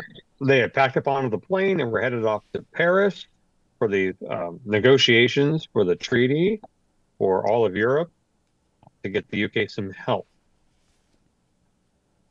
While they were packed away and taking off in the back of the cargo plane, the camera did show a flashing light and beeping in the cargo compartment. I am cashing in my malevolence. Airplane's gonna crash. So who here, this is out of character, who here actually knows how to disarm a bomb? Oh, Chewie does. Okay, good. So maybe there is a chance. All right. You just have to find it before it goes off, and you have to believe it's actually even there. Yeah. Well, is it beeping? Yeah, it's beeping, but you have to be looking for it. I'm assuming you're in the co-pilot seat because you're a pilot and you like learning how to use vintage aircraft. Ooh, they use levers for this.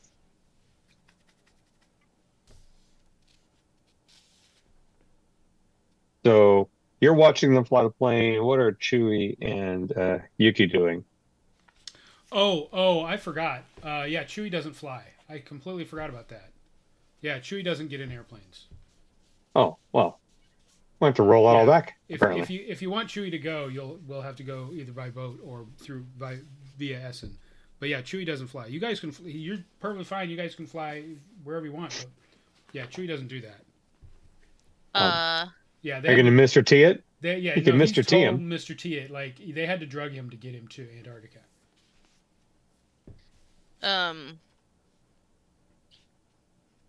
So is there no blink? Did you just save us from a blinking light? I mean, you guys can go on your own, but yeah, Chewie. Even better. No, you can totally back out when they're getting on the plane. That'd be hilarious. Yeah. Chewie would have backed out before he got on the plane because, that's nope, not gonna do it. If I was meant to fly, I'd have wings. Nope, on the ground. Chewie, I fly all the time. It was my whole ass job. Yeah. It's still my whole ass job. Yeah. Except in space. My job is to drive the cars. Yeah. Put the car on a ferry and we'll take the ferry over there. That's fine. But it's safer than a car. Not getting on an airplane. It's safer than a car. No, it's not. Yeah. No. Not that thing. Is. That thing was made 75 years ago by like some guys in a garage. They don't know any better. No, Tree, this thing was made like a year and a half ago. Nope. It's fine. Nope. Not gonna do it. Look it. I knock on it and I'm sure something falls off of it when I do that. I'm saying you guys are probably farther away from the plane at that point. Your cargo ready to go. He's arguing to that point. So you're probably next to the plane you can knock on, but not the plane. That's warming up out of the tarmac for you. Look, fine, totally safe. Knock, knock, knock. Nope. Clang, clang, clang. Not gonna do it. I mean, look, you guys can go. I'll just stay here with the truck, and it could use an oil change, I'm sure, and maybe I'll change the spark plugs while you're gone, and you can take Gerald with you. I'm sure he likes to fly, don't you, Gato? Like, you trust that plane, right? Well, I trust Captain Cassidy. All right, well then here you go. Is it going to be noisy? I don't like noisy. It's probably going to be a little loud. It's an old plane. They're loud. Not very good. Ow. I mean, you don't just want to fly. You want to fly over the water. I can't swim. Wait, there's water involved? When did water get involved in these treaty negotiations? There's not water involved. We're going to fly over the ocean, but we're not going to touch it. Unless you want to get a seaplane, then we can touch it. But, like, that's kind of ridiculous. We don't need to do that. And as soon as you say do that, the plane on the tarmac is going to explode. Oh, well, I guess we're not taking the plane then. Splinters. See what now, I'm going to charge you guys a benevolence to negate the malevolence. Because that way Chewie can go back and do this. Okay. Seems only fair. That's fair. I'm okay with that. Yeah, that was on the old character sheet when we had to have like character traits. Right. That's That fine. got lost in the translation of the new sheet. Is that Chewie does not fly. Okay. Well, good to remember. So Chewie hates cops and he doesn't fly. Those are his two weaknesses. Is that Okay. is hating cops a weakness though? Really? It can be when you're dealing with the play. It's already coming to play one.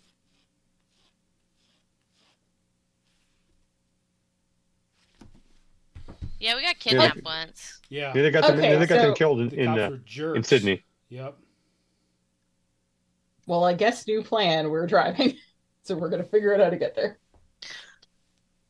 So we got to figure out. I mean, we could take a boat. Like the channel's not that far.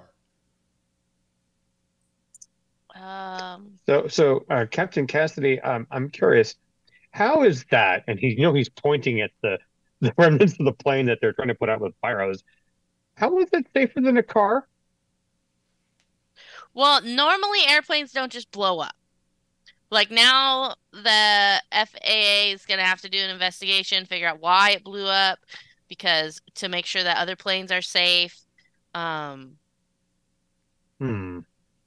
Like someone will be out here to document this. So it doesn't look safe to me. Nope. I'm with Chewie. I stay on the ground. Gerald, I've flown like 400 bazillion planes before. God knows where it's at. We don't get in planes that are flying. Now I'll jump, but no. That's too noisy and too high, and it involves water. I'm not doing it. Well, the And boat's gonna explosives, be apparently. boat's gonna be closer to water than the plane. You've ridden boats before, though, Gato. Boats Yeah. are okay. They're like cars on the water. We'll get you a life jacket if you like. I'll wear a life jacket because I can't swim. Okay, boat with car in it. Okay, I can do this. I can do this. I'm gonna go climb in Chewie's backpack and go to take a nap. Excuse me. Did the newspaper change after the plane blew up? Nope, it hasn't changed. Okay. I wonder if we just left if the newspaper would change. Well, we did leave and come back. Well, we came back. I don't know. We're trying to help our friends.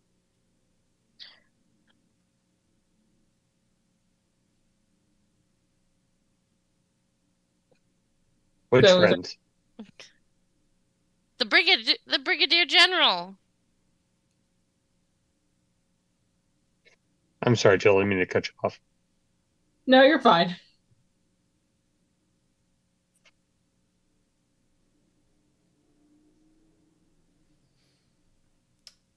I mean, these guys are British. They should have James Bond do this.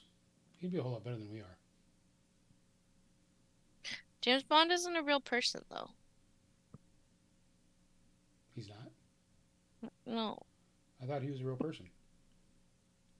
No. Sean Oh. Connery's a real person. Oh. But,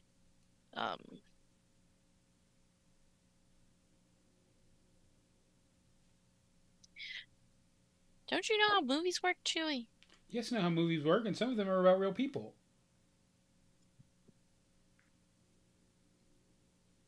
So focusing back on the plan, are we taking the boat or are we going to do the portals? Should we still going because clearly somebody wants to blow us up? I think we need to figure out why the plane blew up. Yeah, I think so too.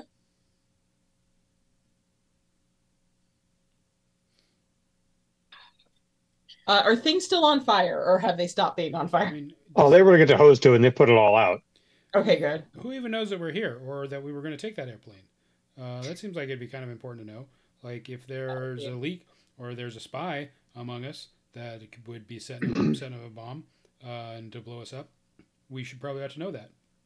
If there's spies here, then they could be telling the SSA guys that what we're doing, And then that might be why the invasion happens, right? Is because they're trying to stop us. So who was around when we were talking about our plan to have Gerald sweet talk everybody?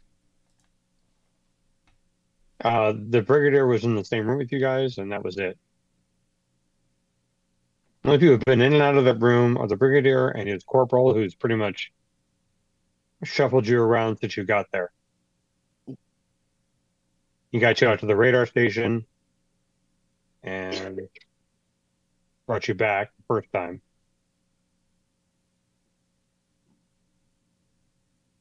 But he's the only person who's been consistently around you. Brigadier, how much you trust that guy? Oh, you're gonna go talk to the Brigadier about this? I mean, it was his plane that blew up. He's not there with you. He has other work to do.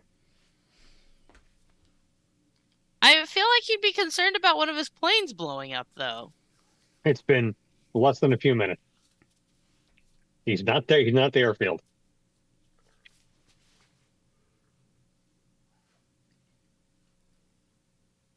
It's you, a few other UI soldiers, and the corporal who's actually in charge of making sure you get ferried back and forth everywhere.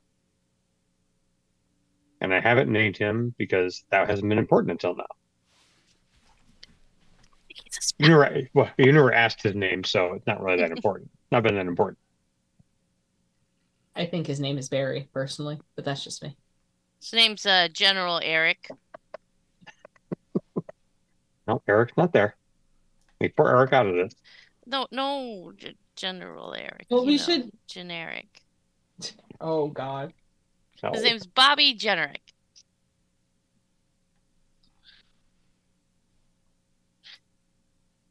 We'll just say Corporal Bell because you don't know his first name. Okay. I mean, they all got name tags, right? Yeah, it just says Bell. All right. You really haven't asked his name at all. You just know him as a corporal.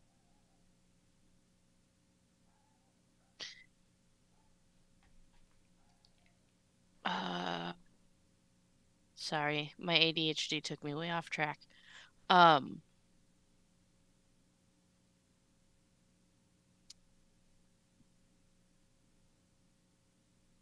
So you're at the airfield with a blown up plane, your equipment, Corporal Bell, and a few other soldiers who put out the fire, and the plane is completely demolished and burnt out, gone. I don't think then we're going to find much information about why it blew up then, if everything is done. I think we leave that to these guys to figure that out. If I may, I think what we should do is send it to the Brigadier, but what happened, and then we need to get on our way to Paris if we still want to go to Paris.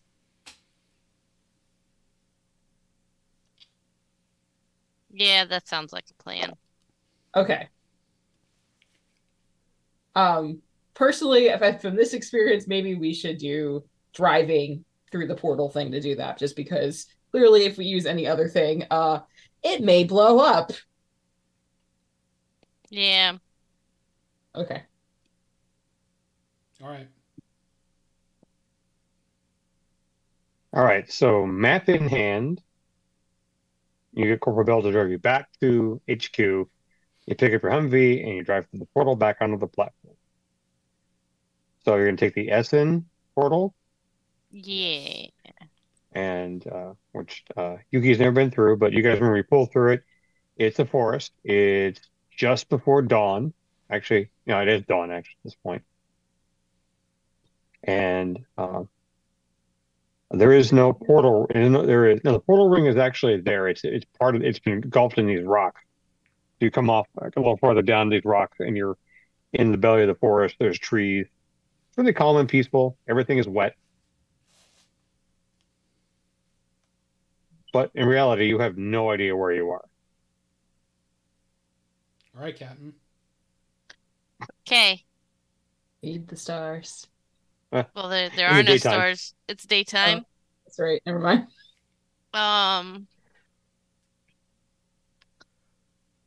Look at the map. look for some big rocks on the map. Well, I know how to figure out which way is what. So we know that Essen is northeast of Paris, correct? Yeah, you have the map. Shows you where it is. So I fiddle with my compass to know which way is northeast, and I guess we go that way. Although we don't know if we are northeast of Essen or not. Shit. This is a stupid idea. We could also just wait till nighttime when there's stars. What we need to find is a road. Yeah. Chewie's just gonna start driving. All right. Love it. That's always fun. Well, Chewie started waiting. He just guns it, and you guys go. All right. So knowing where the portal is, what's there. Let me think. Let me go back to my notes here. Getting Okay. back to the portal may not be fun. No, it may not be fun. Oh dear. This is probably a mistake. Probably. Okay, so you're gonna drive. You drive through the forest. It's really uneven, really nice growth though, really pretty. Chewie's not used to forest. Air is nice. That's really nice. It's the hardest thing I think for you to deal with here is the fact that you're breathing without pollution. And I don't think Chewie is the kind who ventures out outside of the city. Yeah. This is a little different. This is the full ancient forest. But eventually you hit a road. It's a dirt road. Looks like it's been in good use. It's only a one lane thing, and it goes to the right and to the left. We go left. All right.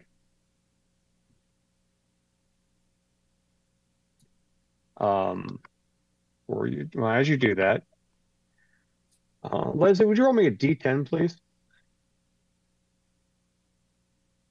What?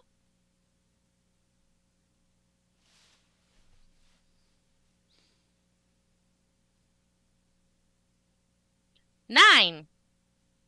Okay.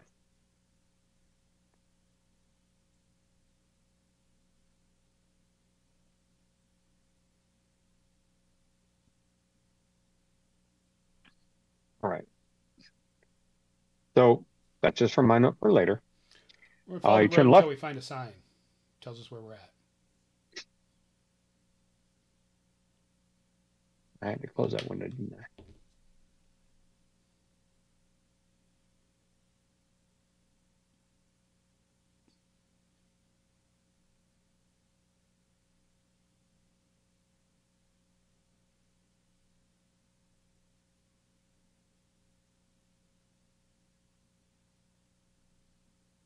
I feel like we should be afraid. Best part about this is I know exactly where you're at. And we went the wrong way. Oh, no, Probably. no one said that. I didn't say that. All right. So that's funny.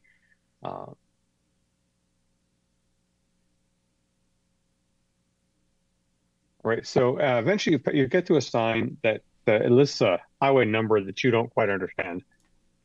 But is it on the map? It's on the map, and it's the Rosenstrasse, and there is a notation on the sign for the where is it? Karl Heinz Brewery, just ahead on the right. And Rosenstrasse will if you're digging it up, make me a survival check, Cassidy.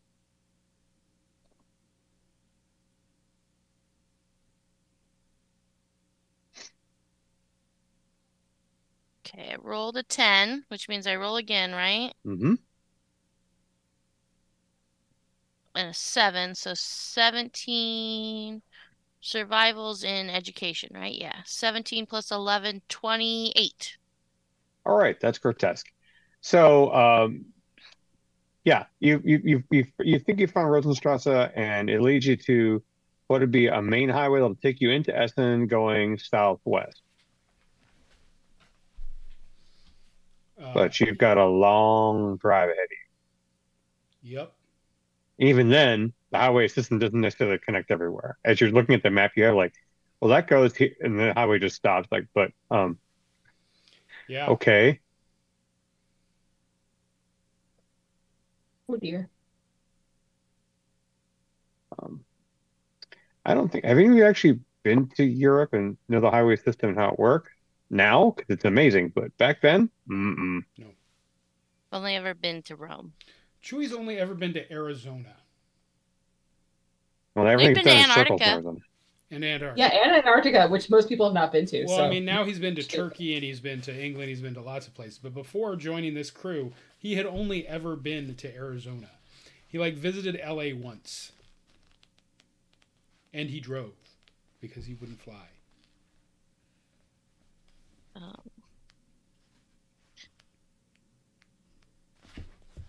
don't know that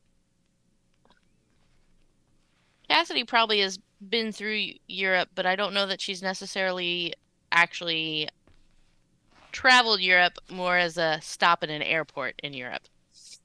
Just want to point out to the people who are listening and watching, don't forget this is a whole other time period before World War that World War One and World War II never happened, and so road growth at the time did not exist like it did in our time stretch.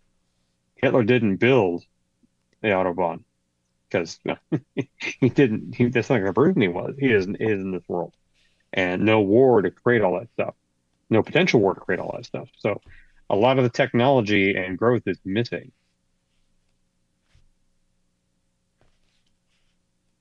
How good is our truck with off going? It's a Humvee. It's fine. Okay, that's good to know. We've got a winch. It's all right. It's not really off-roading. It's just confusing.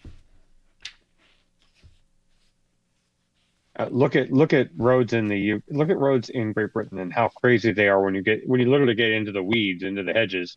It's nutty. I'm trying to find anything unless you know the locals and they don't want to talk to you. So yeah, it's hard to find anything to get out there. This is kind of the same way. There's lots of little roads leading everywhere. But eventually, with that kind of role, you can find your way through the town of Essen, which is really cute if you want to stop and get something to drink or eat. Nice. With all the money you have. So do you plan on stopping at any point? You can try and drive straight through all the way to Paris. That's a long drive even by today's standards. I mean, I feel like we got to stop at least once for snacks and things. But gotta feed the kitty some tuna.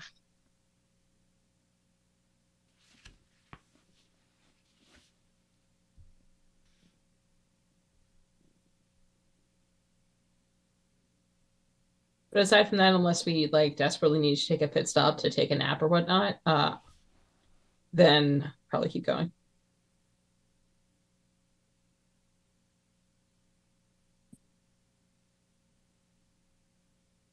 That's a long way through back roads. Okay. You're gonna miss all. I've done very little stopping on trips on the East Coast with 10 hours with my grandparents when I was a kid. So. Yeah, I'm from LA to Humboldt County, God knows how many times. Yeah. 12 hours is nothing. Yeah, no, I get that. Was it our first major trip to Wyoming? Our second major trip to Wyoming.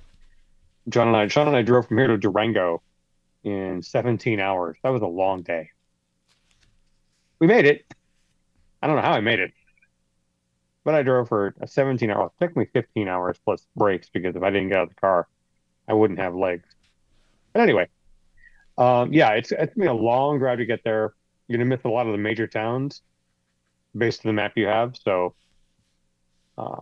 you can stop and take breaks. No one's on you at this point.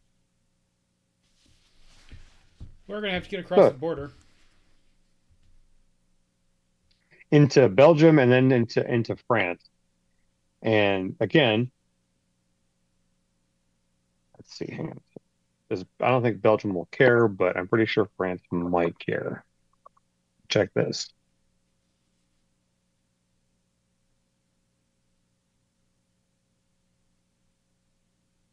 This is when it'd be good if we had like doctored passports and things.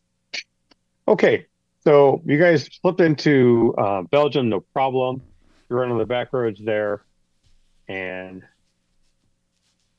come on, that? Can I have that?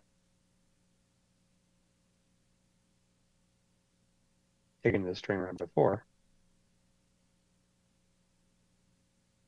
So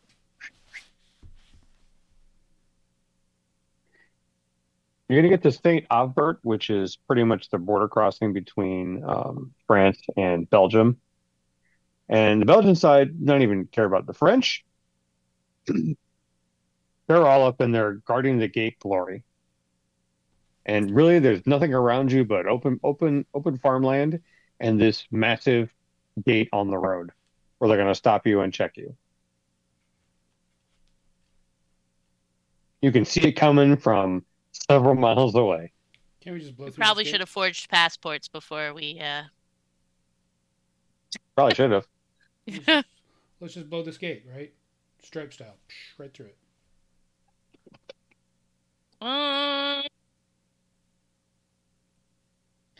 We can see it from this far away. I imagine it's a pretty beefy gate.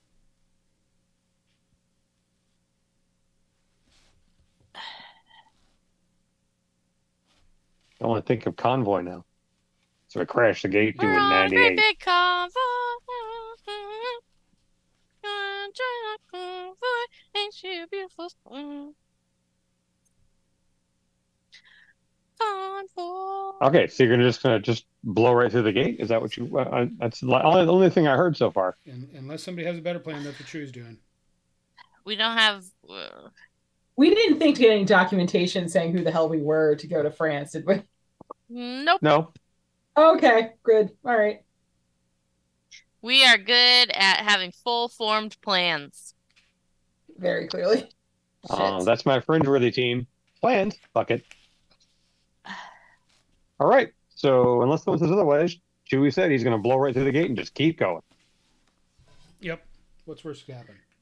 So the French guards, they're looking very regal in their outfit because they're obviously a military technology a little lower than the British, but they're all for looking fancy. They've got like double-breasted coats and sabers. Yeah, it's very really Napoleonic in the way they look. You got the sabers. They have guns. Don't get me wrong. They have full-on automatic rifles. They just they look more fancy.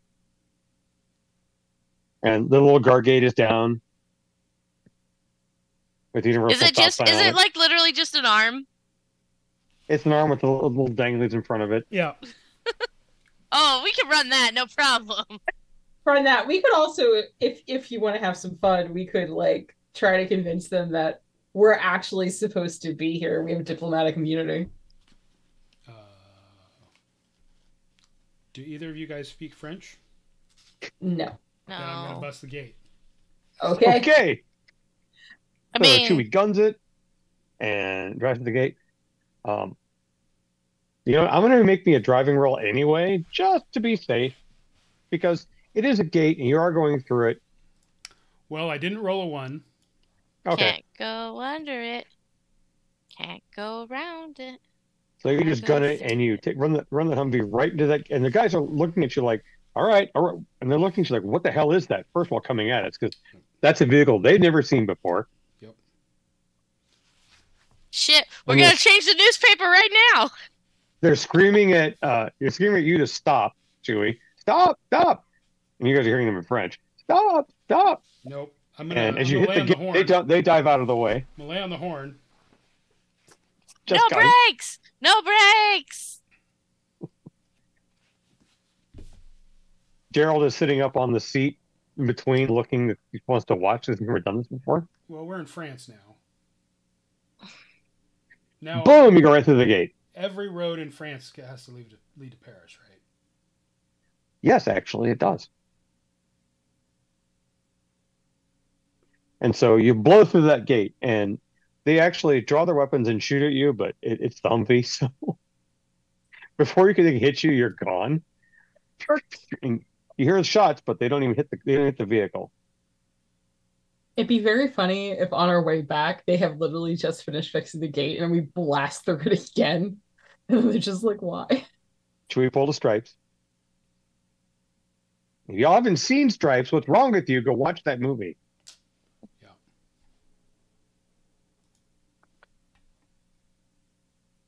Anyway, so you blow the gate, no problem. They take shots. You you see one run back into the building, and that's all that. You're not worried about that. So you keep driving because that's what you do. Did the newspaper change? It's been. Seeing as how some weird vehicle just ran a French outpost. No, because it's 2 months in the future, 2.5 months in the future.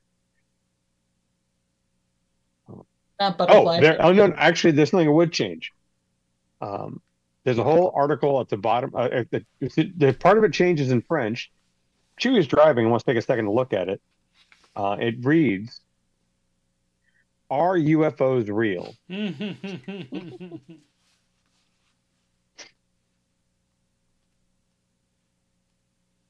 Incredible.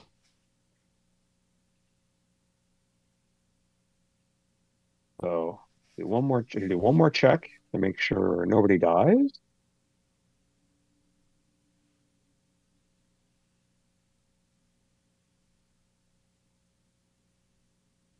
Oh crap! I'm on the wrong thing. I'm so sorry, gang.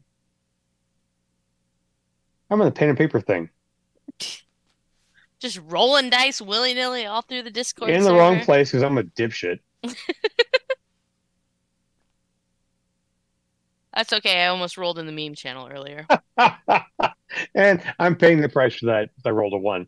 Okay, so you have thoroughly eluded the authorities and blow through onto the main the route A1, which is not much of a route still, but it definitely is a somewhat paved road, which leads into Paris. Now there are some other vehicles on the road that look definitely not like yours. They are definitely vehicles of the 1930s, 1940s. They do not match, and so you draw stairs. And I'm assuming Chewie's going faster than probably 30 or 40 miles an hour. Yeah. So you zip past these guys doing 60 on a road that really isn't designed for 60 miles an hour. Well, it's okay. You have Chewie driving, and it shouldn't be a problem. And so you just draw a lot of stairs like, what was that? What was that? What was that? Again, that little thing, are UFOs real, tends to get really solid at this point now. But eventually make it to Paris, and Paris is a city built in concentric circles. Yay! So since Chewie is from Phoenix, he should understand that. It's like Atlanta in here. I mean, I'm assuming they gave us a map and told us where to go in Paris. Yes, you know exactly where to go.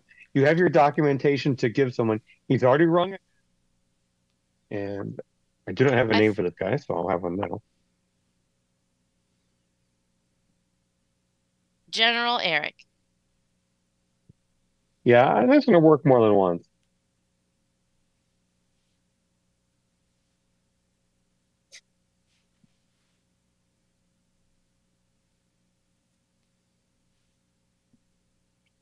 I'm guessing they sent a telegram to this guy, told him to expect a bunch of weirdos in a weird vehicle.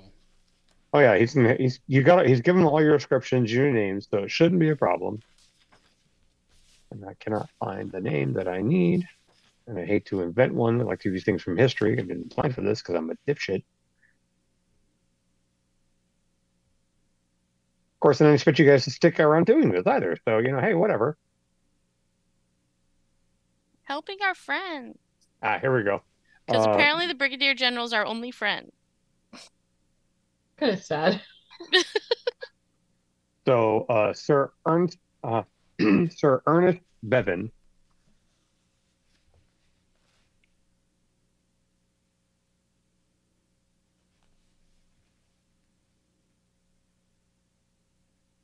He's in charge of the British negotiation. All right. Hello, sir. Let us introduce you to our secret weapon. And I point to Gerald. So you guys get to the location. You go through security. Are you bringing all your gear with you through security? Because they're going to look funny at those weapons, probably. I'm not. I think I would have concealed my weapon. Because I imagine that I'm now back in my blue dress, my blue 1949 dress. Okay. No, Chewie takes his rifle. Okay. We've fallen for that trap before. I have my pistol. It's just concealed. And then my little wicker purse. I have my calculator and some tools and other stuff. And your gun hidden up on that fun leg holster. Yeah. That is not as comfortable as people think it would possibly be. It rubs on everything. Anyway. Okay. Just trying to get time set. They escort you upstairs. The military attaché with him is like looks at Chewie and his weapon and is like, no. We can't bring that inside. I don't know what your problem is. This is a scientific instrument with a trigger on it. Looks down at his grease gun. Looks up at your assault rifle. And it attached that to a looks box far more magazine. dangerous than what I'm carrying. Yeah. So do you want to try and stop me? I don't want to start a shooting war inside of a diplomatic mission. Do you? Neither do I. That would be a terrible thing. All right. Would you stay here, Corporal? I'm going to escort them.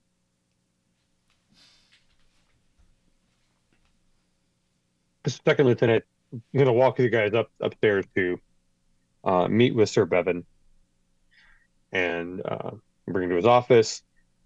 Obviously not his office. He's been at this facility for a while now, apparently, and it's made it his office. Definitely French in nature. He's sitting at a desk, going over paperwork. He looks up, realizes you guys have to be the people he's been told about because you're carrying a big, scary looking. She was carrying a big, scary looking rifle. You are Asian, which is terrifying to him, and Chewie's Hispanic, which is also scary. And Cassidy is wearing a simple blue dress with a wicker purse, and you have a cat. Wow. Sidebar. I forget what the feelings are on Japan at the time. They're working with the SSA, so they're not well liked. Okay. I couldn't remember. I was told about you. This is all very Wizard of Oz. Yeah. That's a pretty good. Probably have a seat and let's talk about this. I need to get some ruby red slippers. You do. I need some silver slippers to be correct. Yes, ruby slippers don't exist in this universe because MGM isn't making movies right now. Oh, dude, that's right. Stupid freaking fascists. So, tell me. He looks confused but pleased. So, what's all this then about you? Why, the Brigadier explained some things, but you don't look like a cadre of diplomat. And you brought your own cat. Yes. Gerald. Cat's important. He's important. The cat needs some tuna. Have one of you guys go get some for us, because he's gonna be hungry. He's our secret weapon. The cat is your secret weapon, of course. He's the linchpin to this operation. Cat is the linchpin. Could you bring me 2 cans of tuna? Open them, yes, please. Brigadier said to give you complete latitude. So, could you explain to me exactly what you need to do here? Our negotiations are rather tough with the King of France, and I was told you can assist with that. Gerald. I think Gerald looks at you. Gato, can you tell him? The standard Can you tell him? likely wink. He looks at you, and he almost in a smile gives you that long blink. They're gonna bring you some tuna, Gato. I got some pounce here in my purse.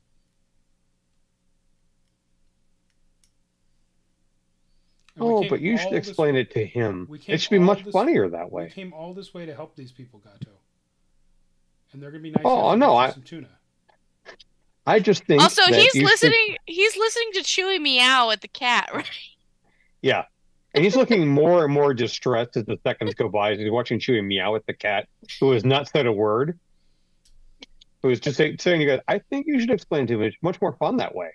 Well, you see, Gato here is psychic, and Gato is going to go and tell the King of France that he needs to hurry up and pass the bill. Oh, a talking cat. Yep. A telepathic cat. I'm sorry, whatever that means. He can talk in people's brains. Oh, a mind-reading cat who was a diplomat. Yes. Well, he's not much of a diplomat, to be honest, because he's a cat. He's still learning. He's kind of stubborn, but he's agreed to help us as long as you get him some tuna. Oh, I've gathered that. You mentioned the whole tuna thing. Yes. You mentioned the whole tuna thing. Yes. We've ordered the tuna for you.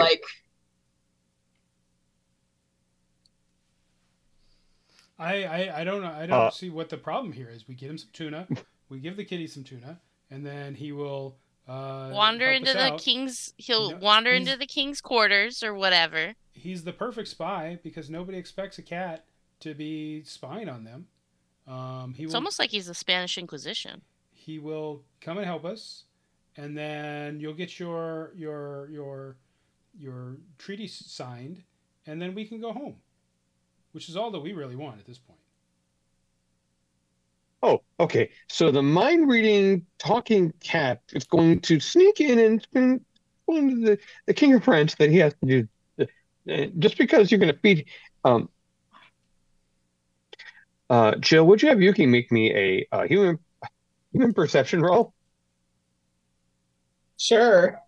Let's see. Well, I rolled a 9, and my perception. Okay. This man, 1, does not believe you guys for a second. 2, he thinks you're completely fucking insane, and he's trying to figure out how this got past anyone's radar into his building. That you're going to put everything's work into jeopardy.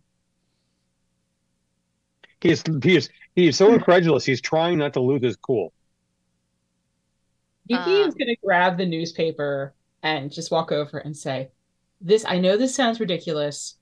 We found this in our travels. This is from the future. We are trying to prevent this. I know this all sounds insane, but I promise we are trying to assist and make everything better. And the worst that can happen is you feed this cat some tuna, he wanders into the King of France, and he starts sneezing or something. Like, it's not going to, I promise this is not going to make things worse. Because we're going to use all our benevolences to not make it worse. Exactly. Okay. So you're going to show him the newspaper. Yes. And he looks at the newspaper because you were kind and handed it to him. This is our proof. French. He takes his reading glasses out, puts them on.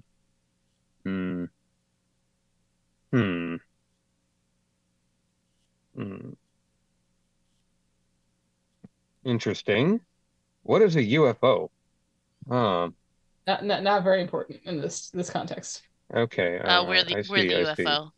I see.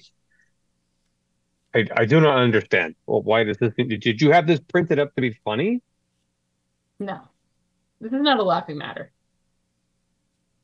Okay, I'm gonna have you have to make a persuasion roll. I'm checking. All right. Sorry, you have to. No, I agree. Makes sense. Where is persuasion on my sheet? Oh, I have it. Under social. I add the base to whatever I roll? Yeah, you use the base to whatever you roll. Okay, so I have a 12 base, And I rolled a 4, so that's a 16.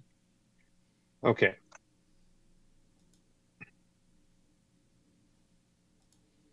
This is all just incredulous. I don't know. I don't understand how the Brigadier even sent this to me. This is some kind of joke. This wasn't no time to joke. Gerald is just sitting there watching the chaos. Gerald. Yuki just looks at this cat and is like, "Okay, seriously, we could really use your assistance. I will get you whatever you want later on. Can you please help here?" Chewie. Did you... He meows and basically says, "Do I have to?" Yes, This yes, is so Kato, fun. we need this. Okay. You He agreed gets to up and stretches.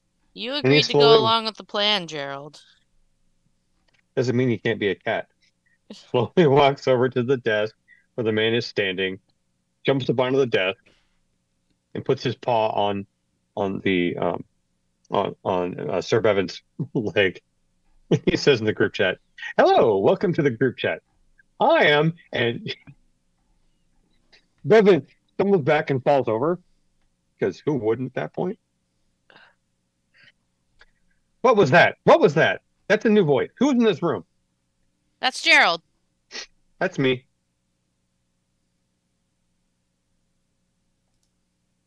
I told you this wasn't a joke. Well, Chewie's really good at throwing his voice, but this is actually me. Not very good at throwing my voice. I don't understand. I don't understand.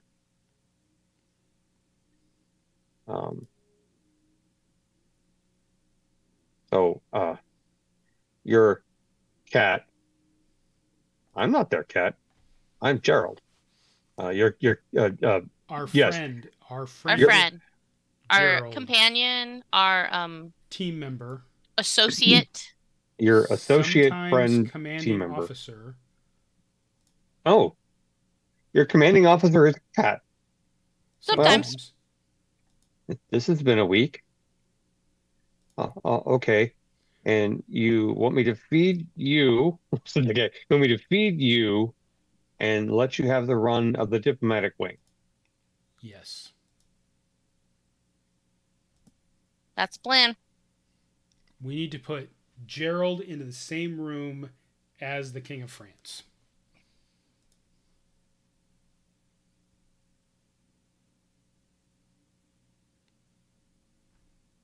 Oh, all right. I see. Well, then let's just make this happen. As someone opens the door, comes in with the fresh tuna on plates. Because they're in France, they wouldn't serve it in tin. That's rude. Gerald jumps down and runs over and immediately eats the tuna off the plate before it's even set down, pretty much. This is actually pretty good. I'm not much less salty than the ones you guys have. This is actually pretty. I'd like some more of this. This is okay. As he inhales that plate of fish, like he hasn't eaten in the past 4 hours, 3 hours, 2 hours, or.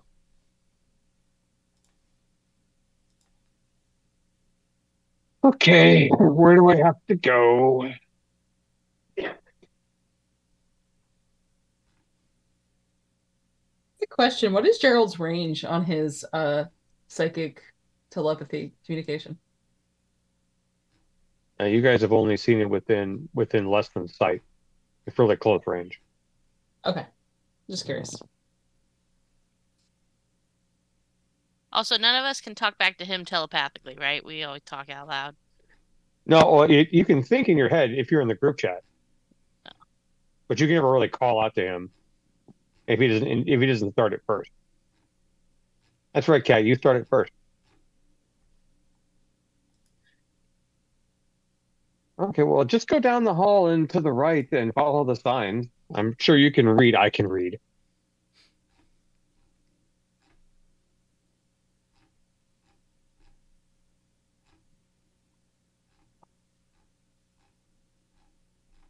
So, as the guy lets the door open, lets the cat out, and Gerald walks off into history, apparently.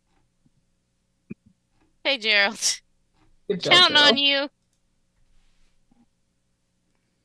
So we're just going to wait for things to happen? Is that how this works? Yeah, it's usually how it works. Sometimes he comes back with a grenade, but I don't think he's going to do that here. I mean, how many people are really carrying around grenades? But he might come back with a rat or a mouse or Maybe a some little blue bird. bonbons. Sometimes he drops a little blue bird on my seat, and that's pretty terrible. It's gross. I have to clean it up a lot. But now I just keep some extra leather cleaner in the dashboard, so it makes it pretty easy to clean up. But still, it's kind of gross and stinky. But he seems to like it, and he's determined to keep on putting them on my seat, and I don't know why. I see. I see. You are very high strung. I've heard that before.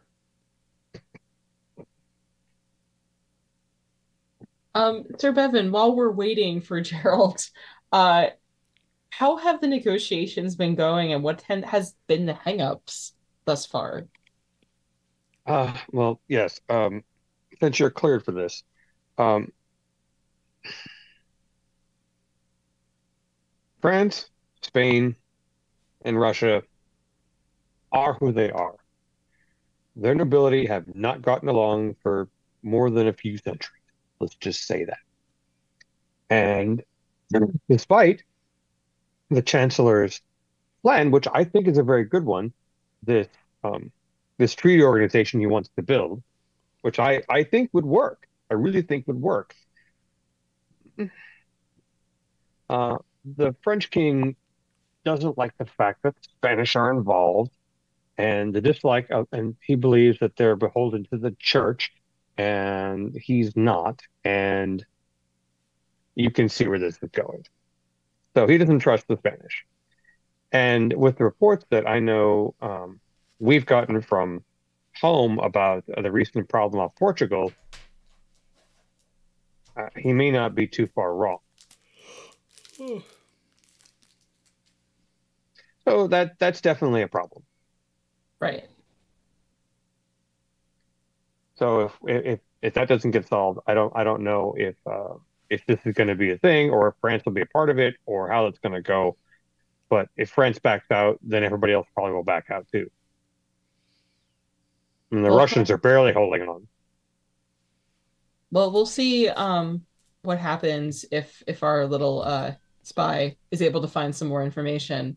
If not, perhaps we can find out what exactly would mollify the French to agree to all this that we could potentially put into his head. I'm not sure, but we are here to assist as however we can.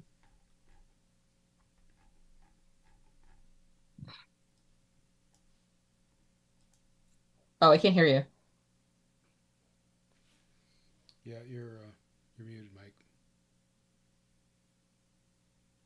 Oh, his headphones died. One moment, everybody. Nope.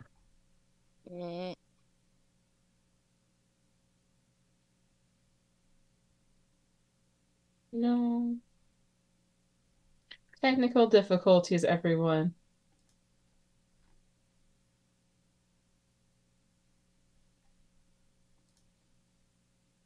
Can you hear me now? Yeah. Yes. Yes. Is that better? Uh-huh. Okay, I can hear you. Good. Okay, fantastic. Sorry about that. Apparently my headphones died. As it goes with Bluetooth devices. Apologies for that. Which is funny because I was just about to bring this to a close. As you bring that up to him, and he starts talking about the incident about Portugal, there's a banging on the door, and no, you can't go in there. And the door opens, and there is Eric. He's wearing a uniform that you've never seen him wear. His hair is styled a little differently. He has a bit of a mustache. But it's this military suit that is definitely not his. And Sir Reverend stands up. Colonel Hernandez, what is this interruption for? And that's where we'll stop for the night. Colonel Hernandez? What? You got it. What? Is this Juan Carlos the nanny man? Does he have a little goatee? Is this the mirror universe? No, just a mustache. No goatee. No evil. Mirror universe, Eric. Oh no! No obviously evil things. So there you have it. I apologize Interesting. for the microphone going out to make that a little more difficult, but There's no way for him to get here ahead of us. or is there? Something Well, to be with said. that said, we're going to pause the story for this week as our time has come to an end. I am Mike Leader. I have been your storyteller for this game.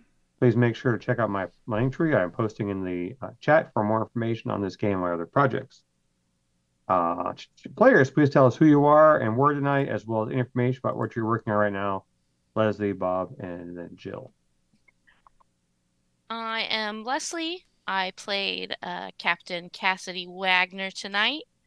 I'm not really up to a whole lot right now. If you were watching last week, I talked about that I have been contacted that I could potentially be the match as a stem cell donor to someone with cancer. Um, and I'm still waiting to hear if I am in fact the best match. Um, but we did get that link for the Be the Match registry on Mike's link tree. So if you are interested in registering, you can go there and they will mail you a kit. You do a little cheek swabby, send it back to them, and then boom, you are in the registry. All right, I'm Bob. I play Chewy. And yeah, I'm not doing any social media, so thanks. Bob's our man of mystery. Yeah. What can we say? I'm Jill. I play Yuki. You can find me at KYJIN on Twitter and Blue Sky if you want to hear me yell about anime and Japanese history. I'm also on TikTok at Books with Dr. Jill, where I yell about books because that's fun. Jill does a lot of yelling. Nice. I like yelling. Yelling is enjoyable for me. I can't yell at my job, so I'll yell online. I'm not going to argue with you. I know better because you like to yell. This is Link. He was working really hard to make us biscuits earlier. Fantastic. Well, next week should see Jim return. As I spoke to him earlier today, he has COVID and is recuperating right now. He's had a long couple months. So we're happy to have him back, hopefully. And we'll look forward to seeing you guys next Monday night, 7 p.m. Pacific. We'll see you all then. Good night. Bye, everybody.